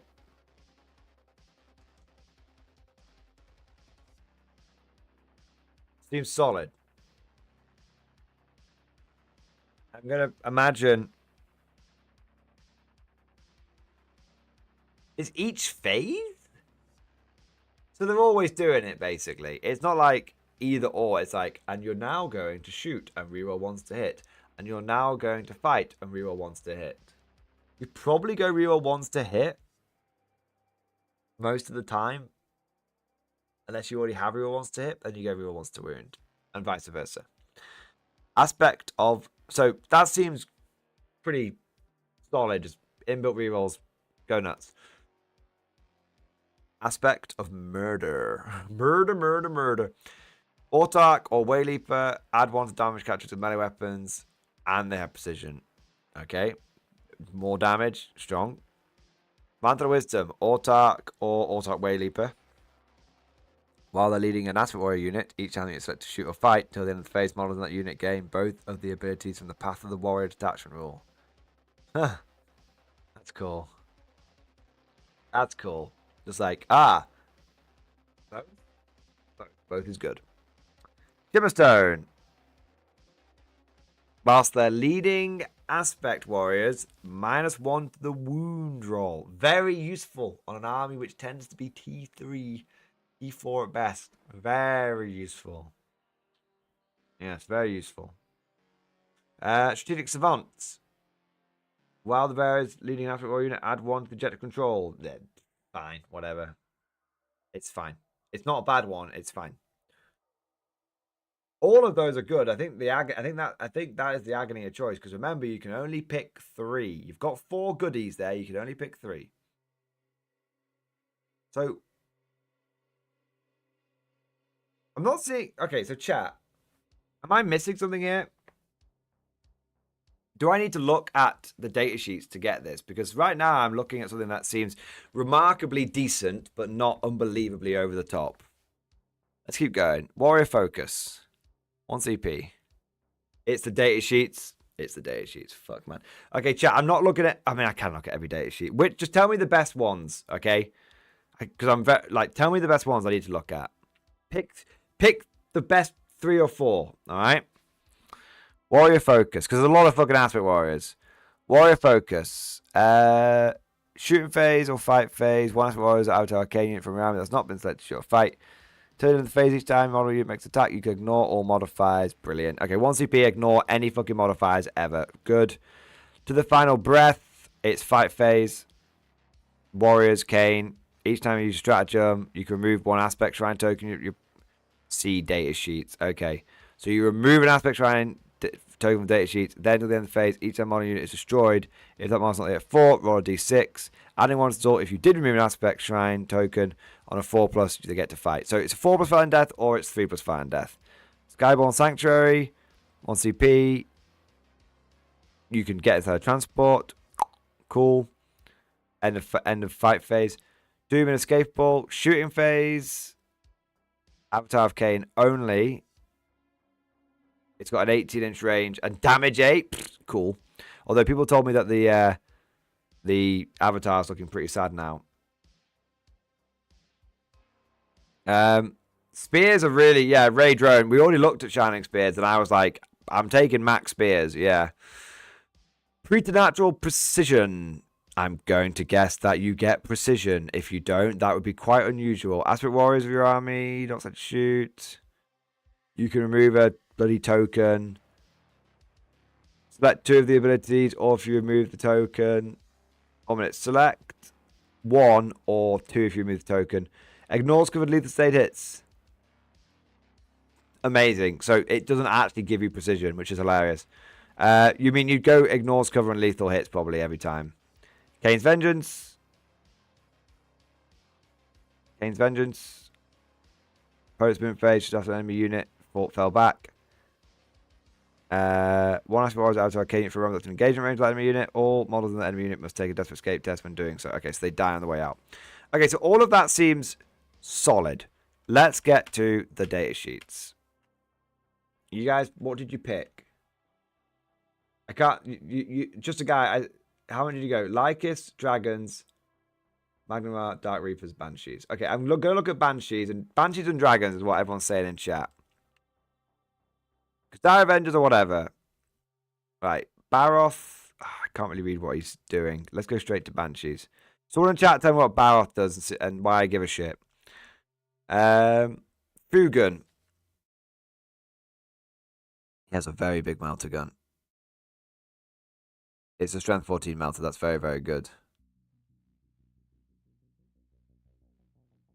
And everyone gets longer range with him. And he gets back up. So Fugun has got a big melter. And he makes everyone else's melters better. And he won't fucking die. Okay. Jane Zar. Auto advance 6. But they can't advance and charge.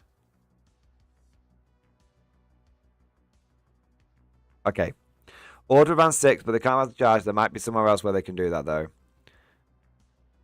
Her ranged weapons are so-so. Her melee weapons are very, very good. 8 attacks. That's very good. And you get also win against characters. Okay. He's fine. Mostly uppy downy. Banshees of advance and charge. Okay, so you auto advance 6 inches and then you advance and charge with Jane Zar and Banshees combined. Right. Lycus is the new model, isn't it? When this model's leading unit, that unit is eligible to declare a charge in which it use flicker jump. Amazing. Webway, Whispering Web in your shooting phase after that model. Shot, select one of the unit. That was hit by one or more of those attacks till the end of the phase. Each time a friendly model makes attack, the target unit modified hit roll of 5+. Okay, so basically he shoots you, and then everyone else that shoots gets 5 ups critical, which will probably be quite good with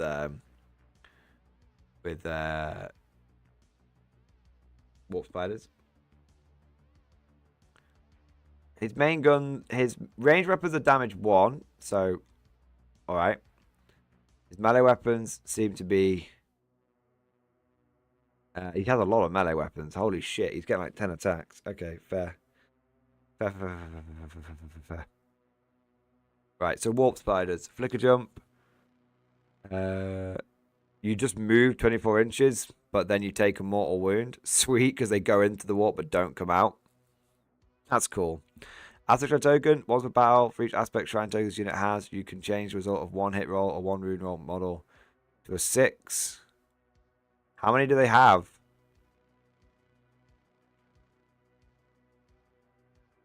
Ah, 1 per 5. 1 per 5. Okay. So basically 2 inbuilt 6s to wound.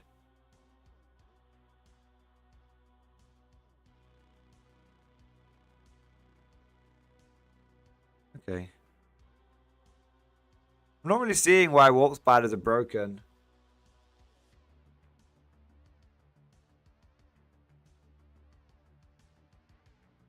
Could someone explain to me why warp spiders are broken? Or, well, actually, to be fair, chat said didn't say warp spiders were broken.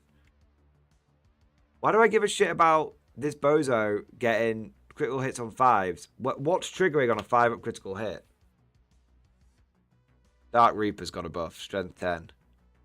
Yes, that is a big buff. They get a super long charge? Okay, but, like, do they even do anything in combat? No. I mean, does the bozo does, though, I guess, right? Yeah, Bozo McGee over there. I don't know, man. It's...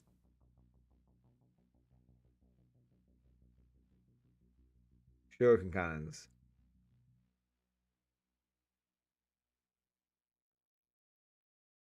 With lethals? Oh, so he gives a shit, basically.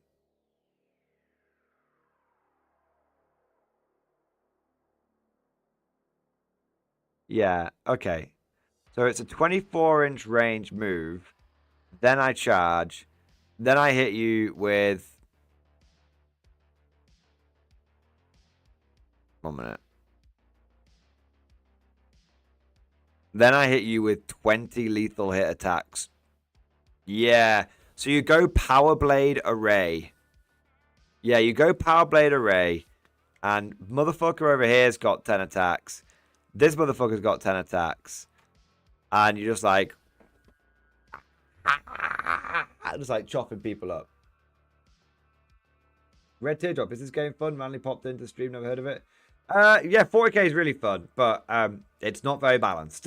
So, if you like overpowered, crazy ass combos, super over the top fucking gameplay, yeah, but it's not super balanced.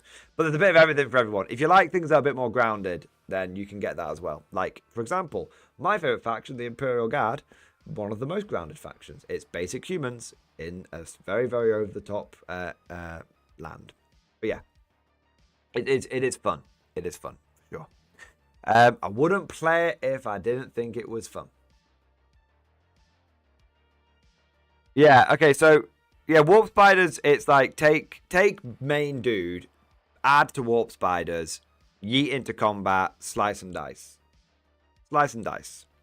Dark Reapers are much better but Strength 10 does limit them against vehicles. A smidge.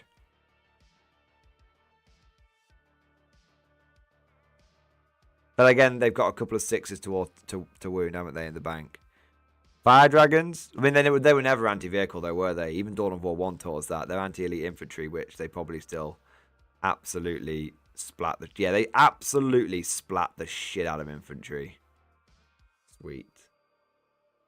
Fire Dragons. They're all 18-inch range with the main bloke.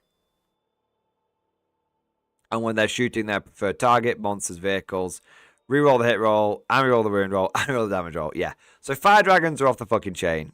I love it. I mean, I hate it.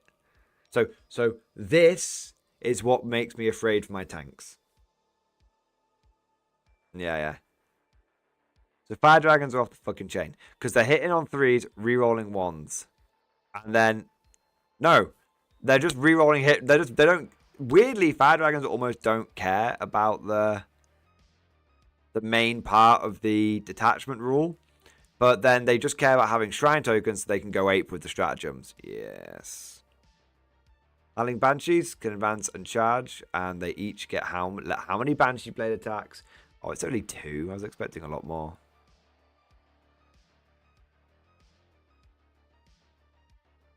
Yeah, Howling Banshees are really good, but I have to be honest, I was expecting more than 2 attacks per lady.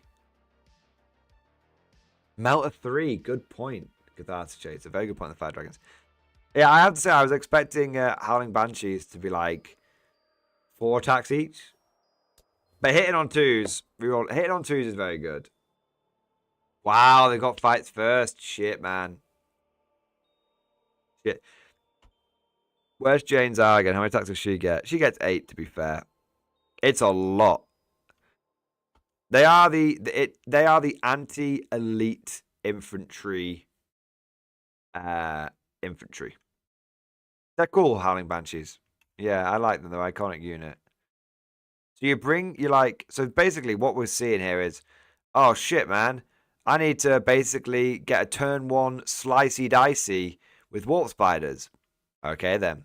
Or, oh shit, man, that my enemy brought a load of damaged 3 my enemy brought a load of 3 wound infantry. Good job I brought some Dark Reapers so I can just fucking slot him. Oh no, my opponent brought vehicles. Good job I brought fire dragons with super long range that can basically just melt anything they fucking come across. And it's like, oh no, my opponent brought a load of fucking 2 wound infantry. I need to be able to get stuck in against it. Yeah. So basically, if you just take like one of each squad, you've got everything covered. Yeah, they are good. They are good. Swooping Hawks have got a shitload of laser shots, don't they? Yeah, Dire Avengers. Whatever. It's about the Shining Spears, man, I think. I think it's all about Shining Spears. Because of the Lance thing. Anti-vehicle. Yeah, it's all about the Shining Spears, bro.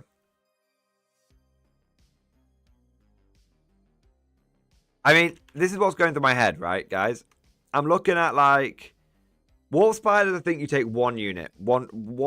Well, unless you want a couple of small ones for doing objectives. But Warp Spiders, it's like, they've got 1 combo. Dark Reapers generally seem very strong because of the flat damage 3. What does their bozo do?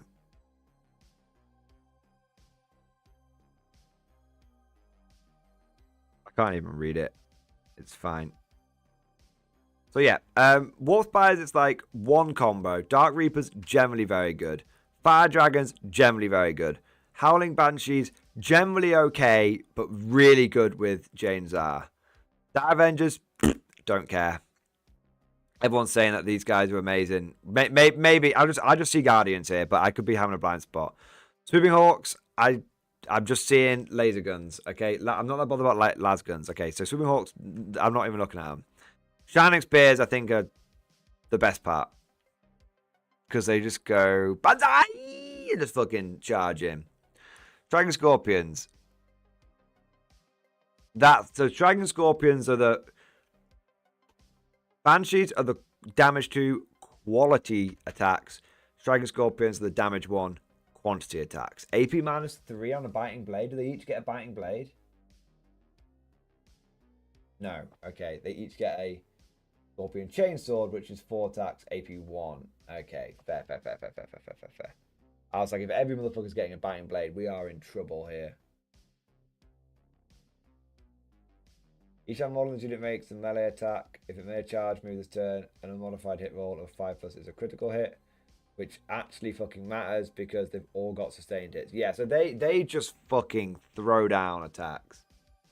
Yeah, they fucking throw down attacks. Red Dead, is Space Marine 2 the same game or just the same universe? Same universe, very, very different game. But same universe for sure. And this is... They've got extremely similar vibes in terms of like grim darkness, over the top, all that kind of shit. Dragon Scorpions, mega blenders of light infantry. Shining Spears, mega blenders of everything in the universe. Swooping Hawks, Imperial Guard, Lasgun wannabes. Dire Avengers, whatever. Banshees, strong. Fire Dragons, broken.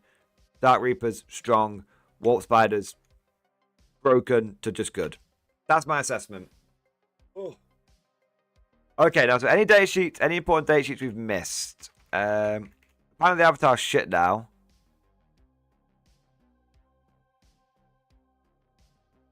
Half damage? How the fuck is this guy shit?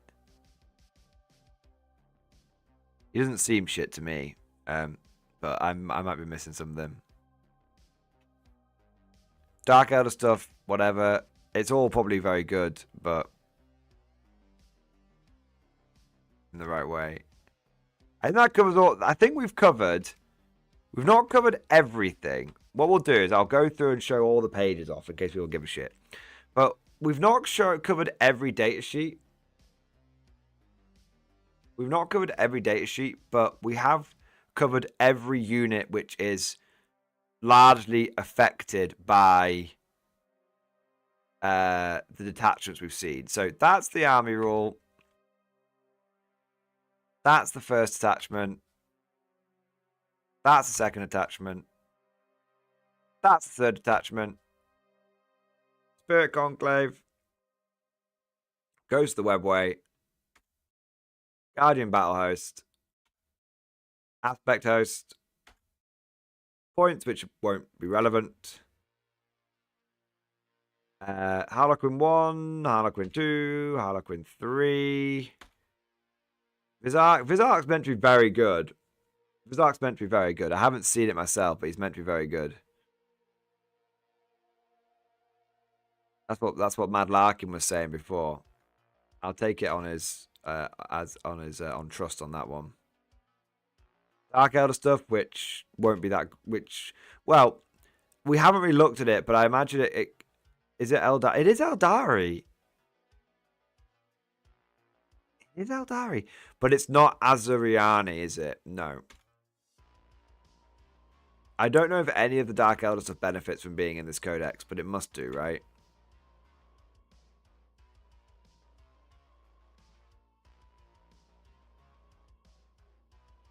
Think if we've missed anything.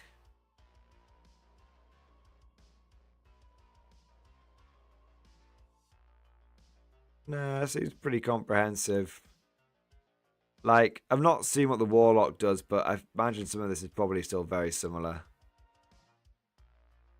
Leaks within the United attachment? Oh, interesting. If they've got one. Did they have one? Do we know for sure they're getting one? Because this is more than what Reddit had. Corsairs are cool. Corsairs are very cool, and they do have the Azuriani faction keyword. All specs covered a Yunari one? Fair enough. Must be out there. The truth must be out there, boys. The truth must be out there. Well, that's all the data sheets. That's all the detachment rules and everything apart from Yunari. Warcom discusses Yunari and Harlequin detachment. We've got this one.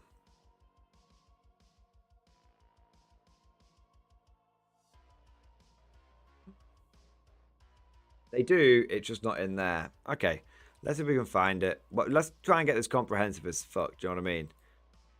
That way it can just be it just can cover everything. This video can just cover everything, you know? It can be a good resource. Okay. I imagine it's not much to really worry about, but we might as well look at it.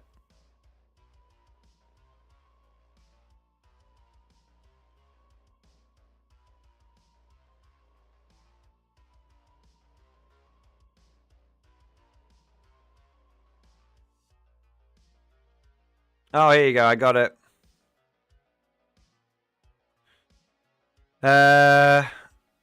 Yeah, okay.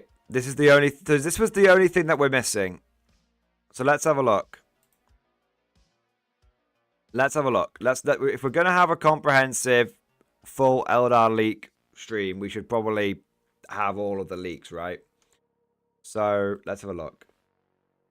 They can't take everything. They can take everything apart from core Eldar, a bit like being locked out of certain marine stuff. Okay, so you can use the following rules: lethal death. In the end of your shooting phase, if one or more Yunari units from your army was destroyed this phase, select one Yunari unit from your army, excluding Titanic.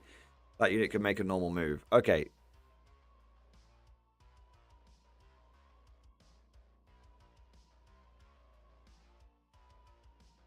So it doesn't matter how many you lose.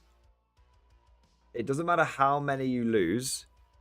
It just, if you lose multiple units, one or more units, one of your remaining units can do a normal move. Okay. Once per turn, when a Yunari unit from your army forms a fade back agile maneuver, it can make a lethal surge move instead of a normal move. If it does, roll 1d6 and add 1 to the result. That unit can move that number of inches. When doing so, it can be moved within engagement range of the enemy unit that just triggered the agile maneuver. Okay, so Normally, you can't go in engagement range, but with this one, you could. Okay, that's potentially very, very powerful. It's a surge move. Lethal reprisal. At the start of the fight phase, select one unit from your army, excluding Titanic units. That unit's below starting strength until the end of the phase. That unit has the fight first ability. That's really good. That's really good. Servants of the Whispering God. You can include Yunara units in your army, even though they do not have the Azuriani faction keyword. Azuriani units, excluding every hero from your army, gain the Yunari keyword. Okay, you must include Yvrain and or the Incarn in your army, and one of those be a warlord. So you can literally take anything with Azuriani except for the characters. Okay, well, 1 minute. What fucking is that? Is that everything? So none of the Harlequin shit. Fair enough. Obviously, these guys can. They're gonna have. You know, they're gonna have it. Can't take the Avatar Arcane. Yeah. So you can take whatever the fuck you want, apart from Harlequins and epic characters. Shining Spears. Yeah, good call, Mad Larkin. I'll have a surge move with some shining fucking spears. Shit, son. So yeah, you can literally... I mean, even the Wraith Knights, bro. I thought maybe the Wraith shit wouldn't have it, but... Yeah, so it's anything but named epic characters. Okay, fine. That's real good. Gaze enhancement. Gaze of your need. The Bear's Eldritch Storm weapon has a devastating wounds ability. That's quite good. That's really good. Storm of Whispers. Warlock model only in a shooting phase after the bearer's shot. Select one of a unit that was hit by one of those attacks. That unit must take a backshot test. Borrowed Vigor. Archon model only. Add 2 to the attacks. Catches the bear's melee weapons. That's probably alright. Archon's generally quite good in combat. Morbid Might. Succubus model only. Few all wound rolls. Okay, let's just remind ourselves what they got.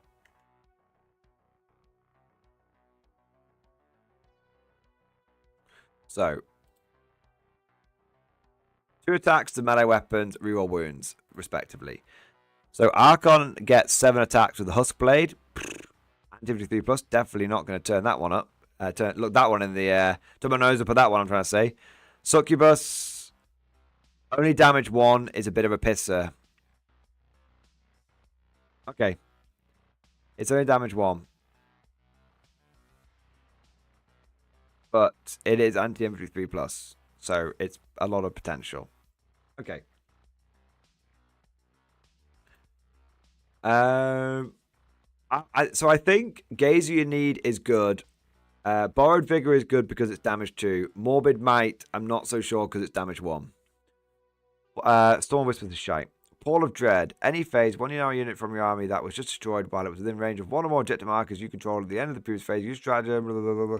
So one of the objective markers, that objective marker, it's sticky objectives. Okay, sweet. So yeah, 1 CP, sticky objectives.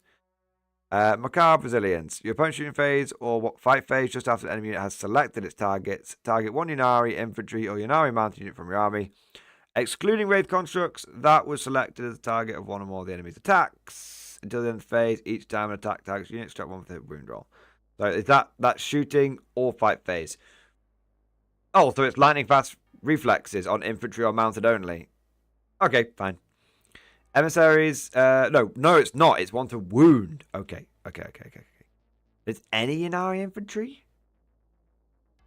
But not Wraith construct. Damn you, GW. I straight away went to Wraith Blades. I straight away went to it. Okay. Fine. Emissaries if you need. Fight phase. Infantry. That infantry. Your hit rolls of 1. Below starting strength. 4 rolls to hit.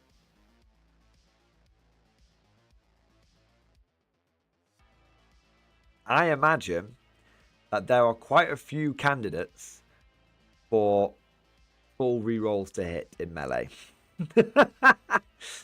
I feel like maybe striking scorpions with sustained hits, critting on a 5+ would be quite good.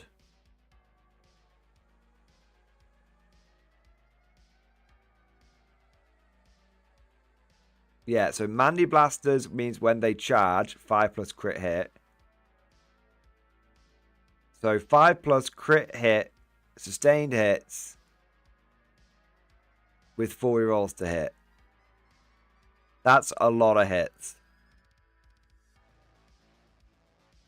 Or, is it infantry only?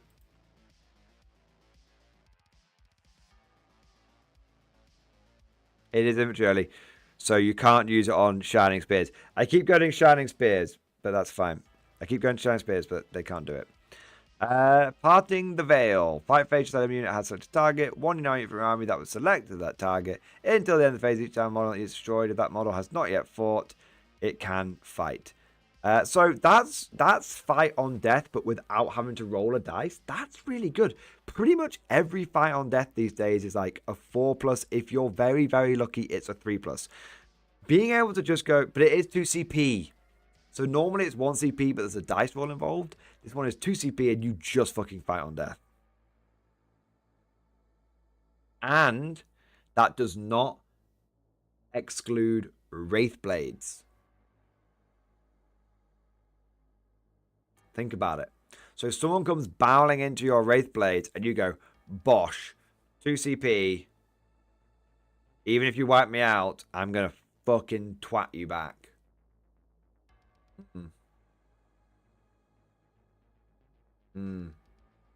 Listen, Sister Lilia's Armory. Don't let Liam Dempsey see your stream. He'd be upset that another leak codex on the internet, even though you weren't the first leak. Does he get upset with leaks? Everyone loves leaks, man. Leaks are fun. Leaks are fun for the family. Fuck it. I have very little. I have no interaction with Liam Dempsey, and I have to be totally honest. I haven't followed his stuff in a while. That's not because it's bad or anything. It's just I'm a busy boy. But I used to love his stuff when he was on Winters. Yeah. He's not mad at the craze. He's mad at the leaker. Why? I don't know. I look. Chat, I know what you're trying to do. You're hungry for some red meat. You want some medium rare beef. I know. But I'm getting a very... Before I chow down on this big old steak and give you the beef that you so desire, I have literally got like 2 people's fucking words in chat. And I'm going to be real. One of them is Mad Larkin, who definitely has ulterior motives and wants to lead me astray and cause big beefy boys. So I can't really trust him. So I'm just going to say that if Liam is very upset with people leaking codexes, then I will respectfully and professionally disagree with him. That's it.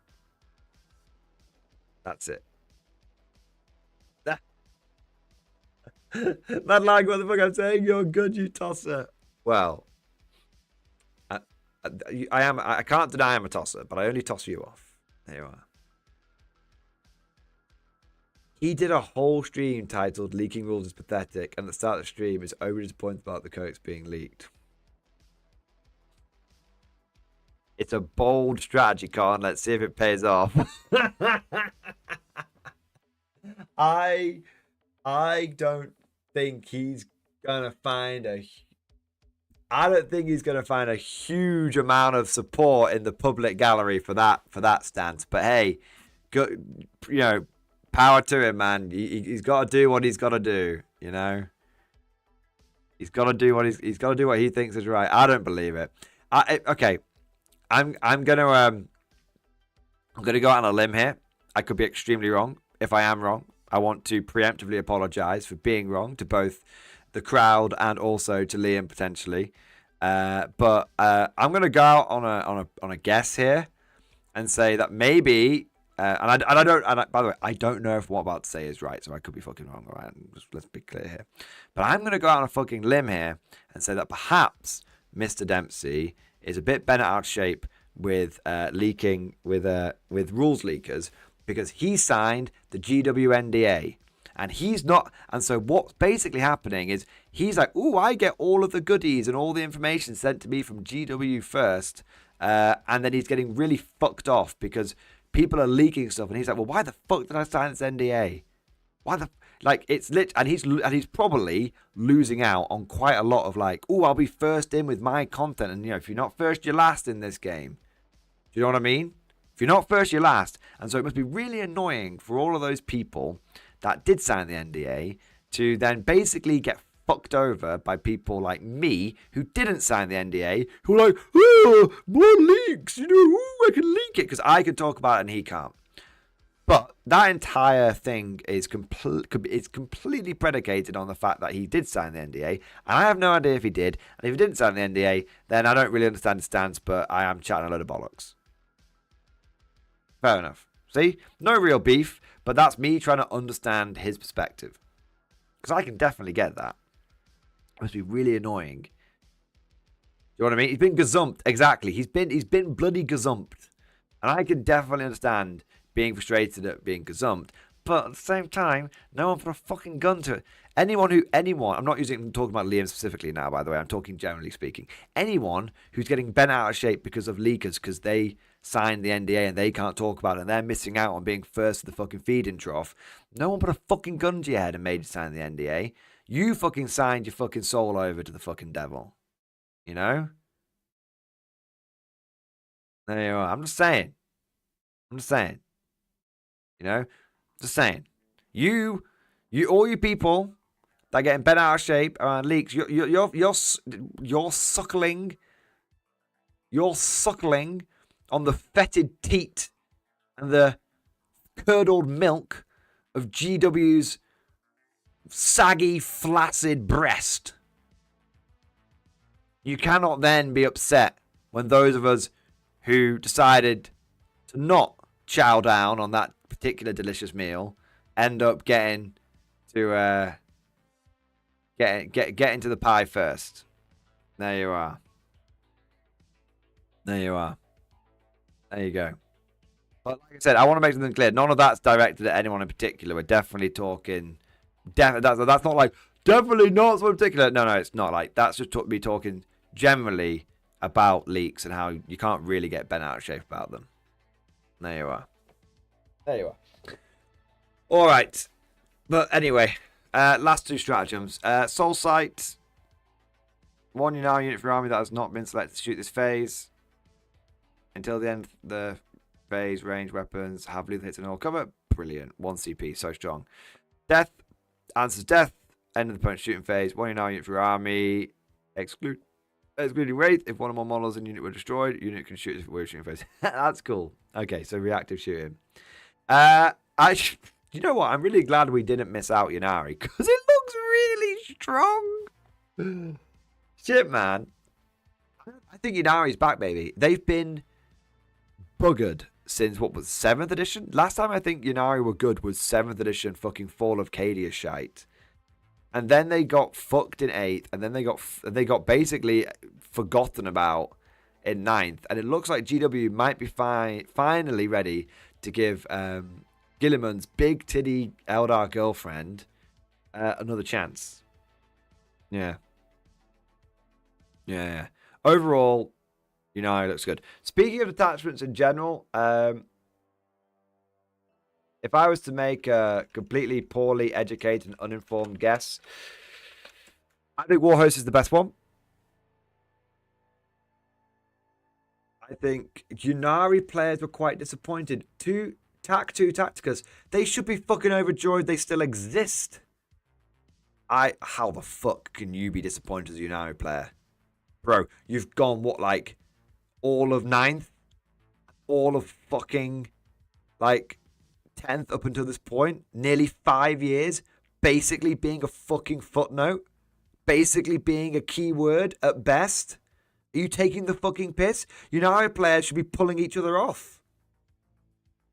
I think it was losing a bunch of guys that disappointed them. They didn't fucking have any! Bro! Throughout the entire of 9th edition, 3 years, if there was one person that played Yunari that turned up on the Meta Monday data, it was a fucking miracle. It was a fucking miracle. Jesus, guys. You know how I play here. They made most of my army illegal. Bro, it was 100% illegal before today. You know, it's been great early in 10th, but now the army is broken and cannot be played. Okay, people's fans are. Okay. I got to be sympathetic because it's awful when you've got stuff that gets made illegal. Okay, so let me just say, before I go any further, that I actually am fully sympathetic. I am. I just want to say that I just think that there aren't that many Ynnari players out there, you know. So I haven't seen anyone play Ynnari since throughout 9th and throughout 10th. No one, not a single fucking player.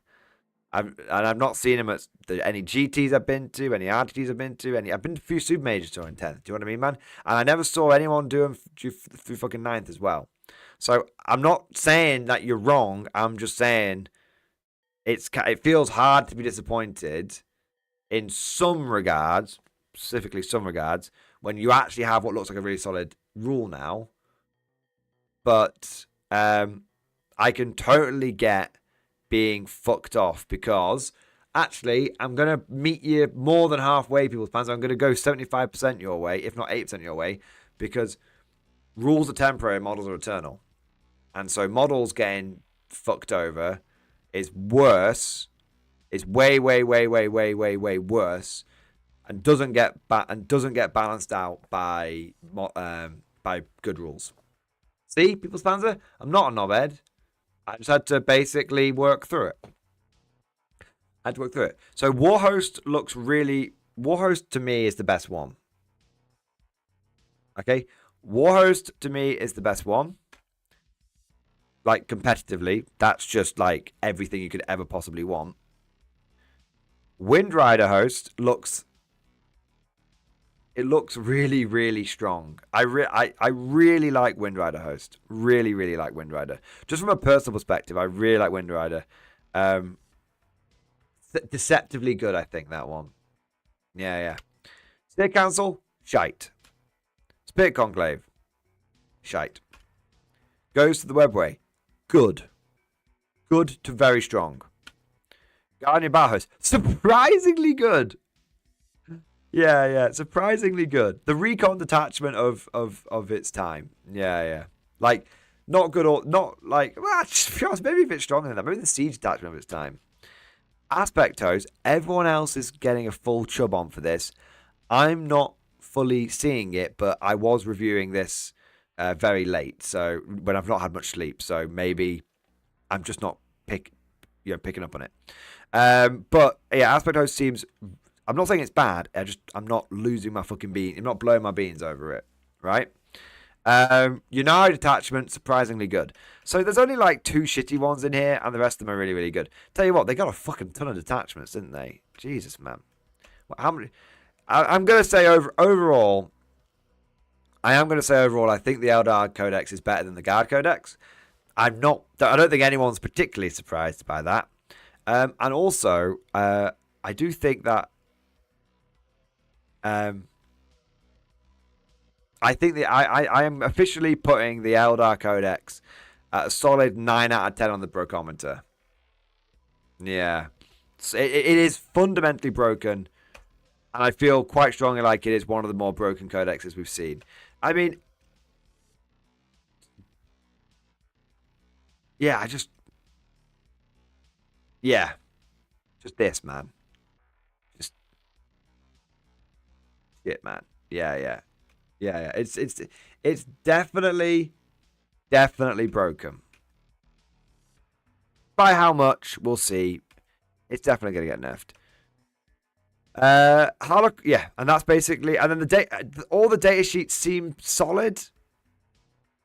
I haven't gone through every single one, but I haven't seen any major fucking nerfs to any data sheets, and it does seem like quite a few things got quite the glow up.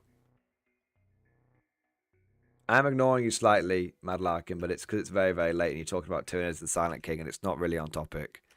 But I love you, mate. So yeah, data sheets look so. Data sheet. Let's go back to Warhost because I just like the picture. In summary, Data sheets seem pretty solid. Seem very solid in some places. Combos seem very natural.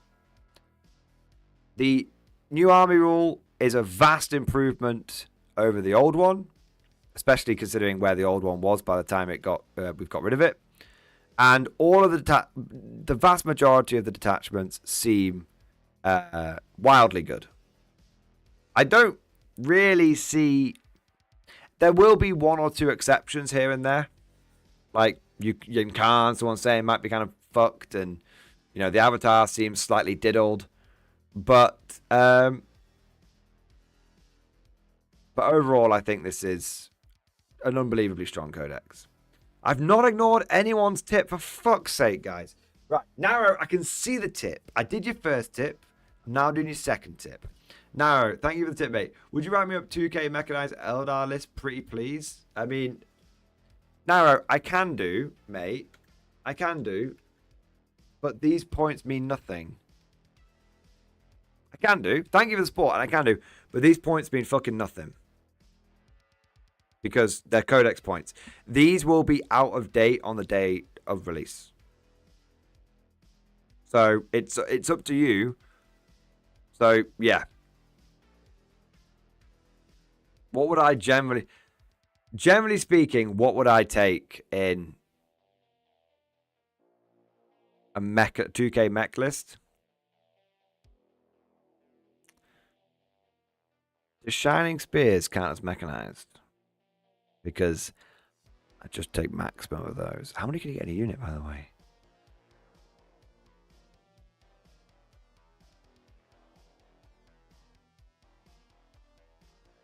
Six.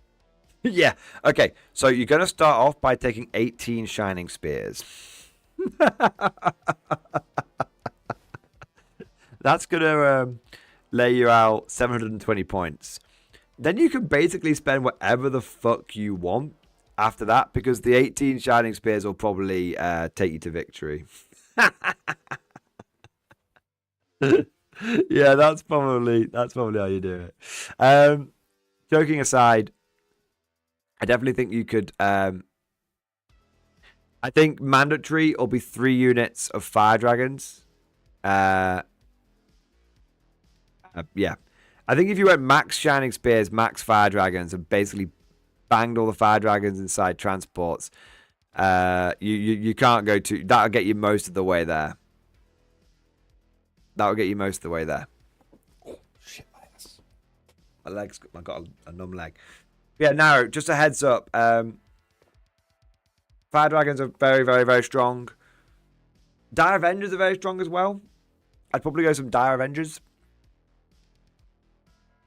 And yeah, you could go like, I think if you went like 6 transports, and then if you went like 3 Falcons, 3 Wave Serpents, and 18 Shining Spears, you'd probably have a really, really good, really good Eldar, sort of Eldar list.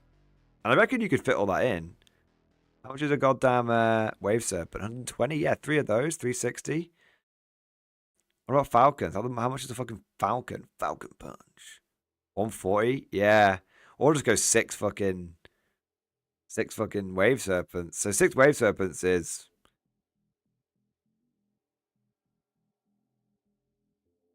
Maybe we wouldn't go quite all in, but you get my point. Yeah. Wave Serpents, Falcons, Fire Dragons, Dark Reapers, and shitloads of Shining Spears, and you're gonna have a solid mech Eldar list. Bang it all in Warhost. Don't even think about it. Bang it all in Warhost. You're gonna have a great time.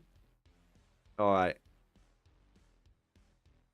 Sister, I feel like all army lists should be free with codexes, being law books and hobby ships. I think everyone thinks that now, mate. Because I'm telling you, as a long-term guard player, I would buy every guard codex that came out, even if it only had law.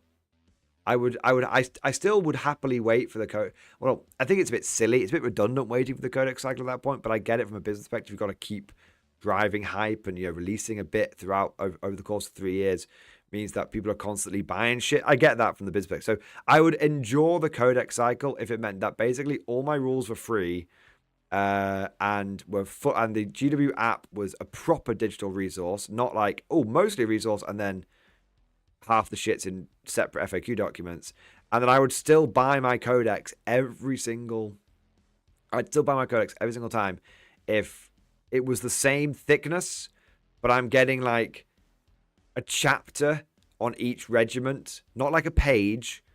I'm getting like 10 pages of lore, even if some of it's reprinted, like the history of the Battle of Mordian and stuff like that, the history of the Battle of Talan and stuff like that. Like, yes, give me basically once a year. I want to buy updated lore as GW advances the storyline. Yeah, basically that's what I want. All right. I want to say a huge now I hope that helps, mate. I want to say a big thank you to Willario, my boy. Willario, thank you for the 10 gifted memberships, baby. Yeah, buddy. Yeah, buddy. Yeah, buddy. Thank you for the 10 gifted memberships, sir. Thank you for the support. Thank you, Willario. You have smashed that. That's 30 memberships in total. I raised the remnants of my rum and coke to you. Thank you. Doing your part. Willario's Wildcats, baby. We've had 1, 2, 3 ways, and we had 20 memberships in the last stream. 50 memberships in total, Willario. 50. 20 in the last stream. 30 in the stream. It's the 10 strike memberships.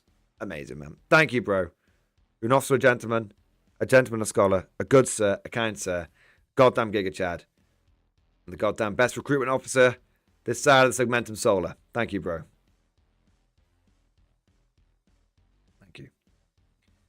All right, you crazy sons of bitches. Let's call it there. I have streamed for a grand total of 8 hours today. And I also recorded for about 8 hours today. So I'm quite tired. Casual 16-hour day, boys. Ain't nothing but a thing. Tomorrow. What are you, disappointed? I hope you're not disappointed, Blario. I'm sorry if I rushed through the thank you, man. I was just a bit tired. I can wank you. I'll wank you off more. Don't leave me, Blario. I can't tell if Blario is doing a disappointed face or just a generally quite tired face. But dude, thank you for your support, man.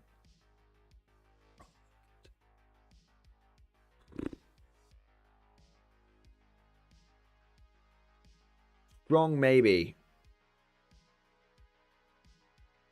Oh, sharing your exhaustion. Oh, thank God. Well, Ario, I was very, very worried then for a moment that I had let tiredness get the better of my manners, and so I was very worried, man. Please understand if I was a little bit less, if I was a little bit quick on the thank you, it is just exhaustion. It is, mate. That's all. Gentlemen, tomorrow I've done 2 streams today. Both quite long. There is a strong possibility that I may not stream tomorrow. Okay? But you guys know me. I can't fucking stay away. I'm addicted. So I very well may do a stream tomorrow. But if I do, it might be a bit of a shorter one. Alright? We'll play it back. What I'm saying is, I'm playing by ear. I'm playing it by ear. Okay? Let me get a big old sleep under my belt. Let me see how I feel in the morning. Okay? I will let you guys know at least, at the latest, I'll let you guys know like an hour or so before the stream should be starting. Okay? Okay. But like I said, you guys know me. I always end up fucking popping on, don't I? So there we go. But yeah, we'll see. Because I've got to do the I've got to do the after action report from the GT with the Tyranids, and that's a big day. Trying to get an after action report in done in one day is quite for a GT. It's for an RTT, it's fine, you know, it's not a problem. But for a GT, it can be a tall order. So I've got to get the after action report done, otherwise I'll forget. Yeah. Do some licorice tea, dude, or your throat might not actually work tomorrow. I don't have any licorice tea. If my throat's gone, it's fine. I have the weekend to recover, and I can still make meme videos. I think that's everything though.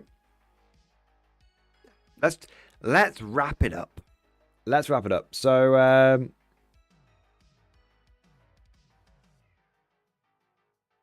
don't think there's anything else I wanted to say. Background song, exit song. Let's go for an exit song. Mad Larkin, are you here, Mad Larkin?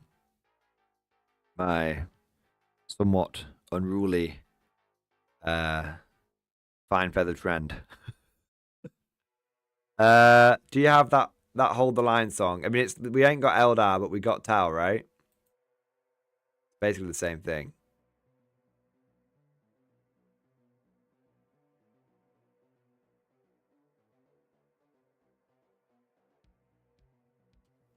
What Evans messaged me.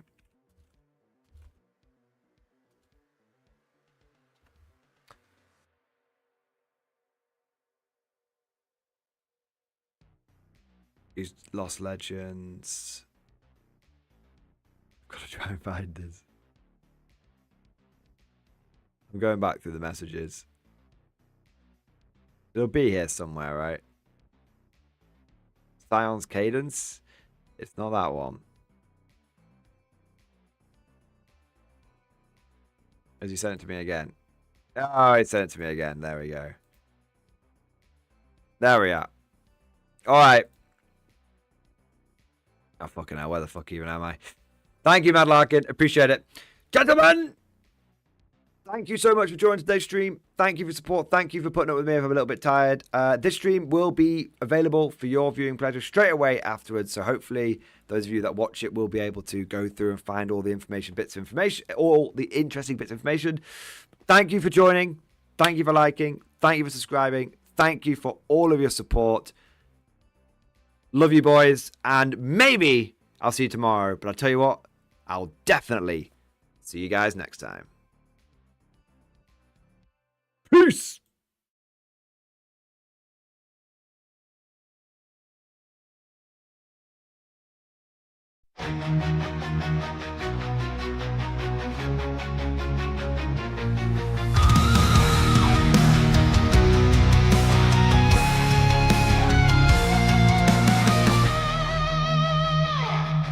Out on the edge of the firestorm, no one's coming, we're alone.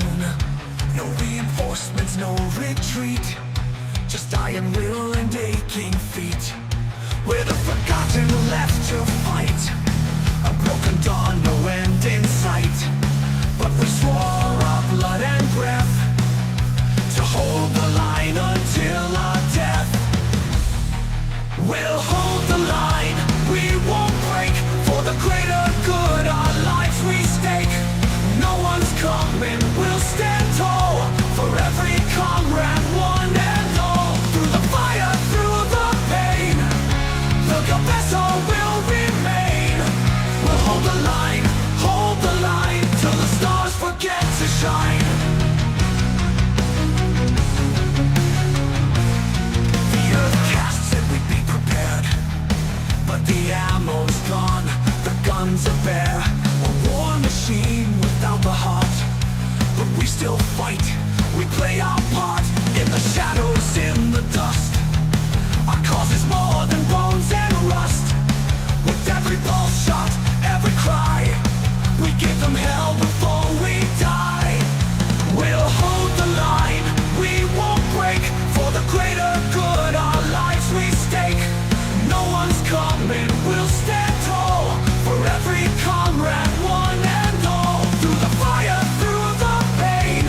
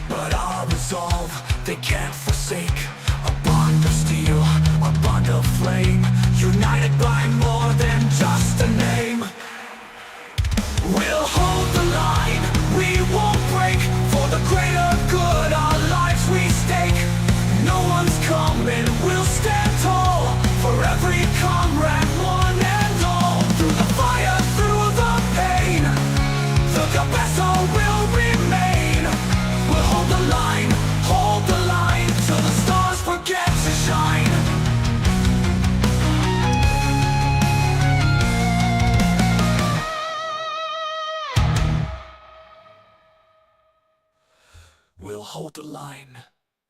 We'll hold the line, we won't break. For the greater good, our lives we stake.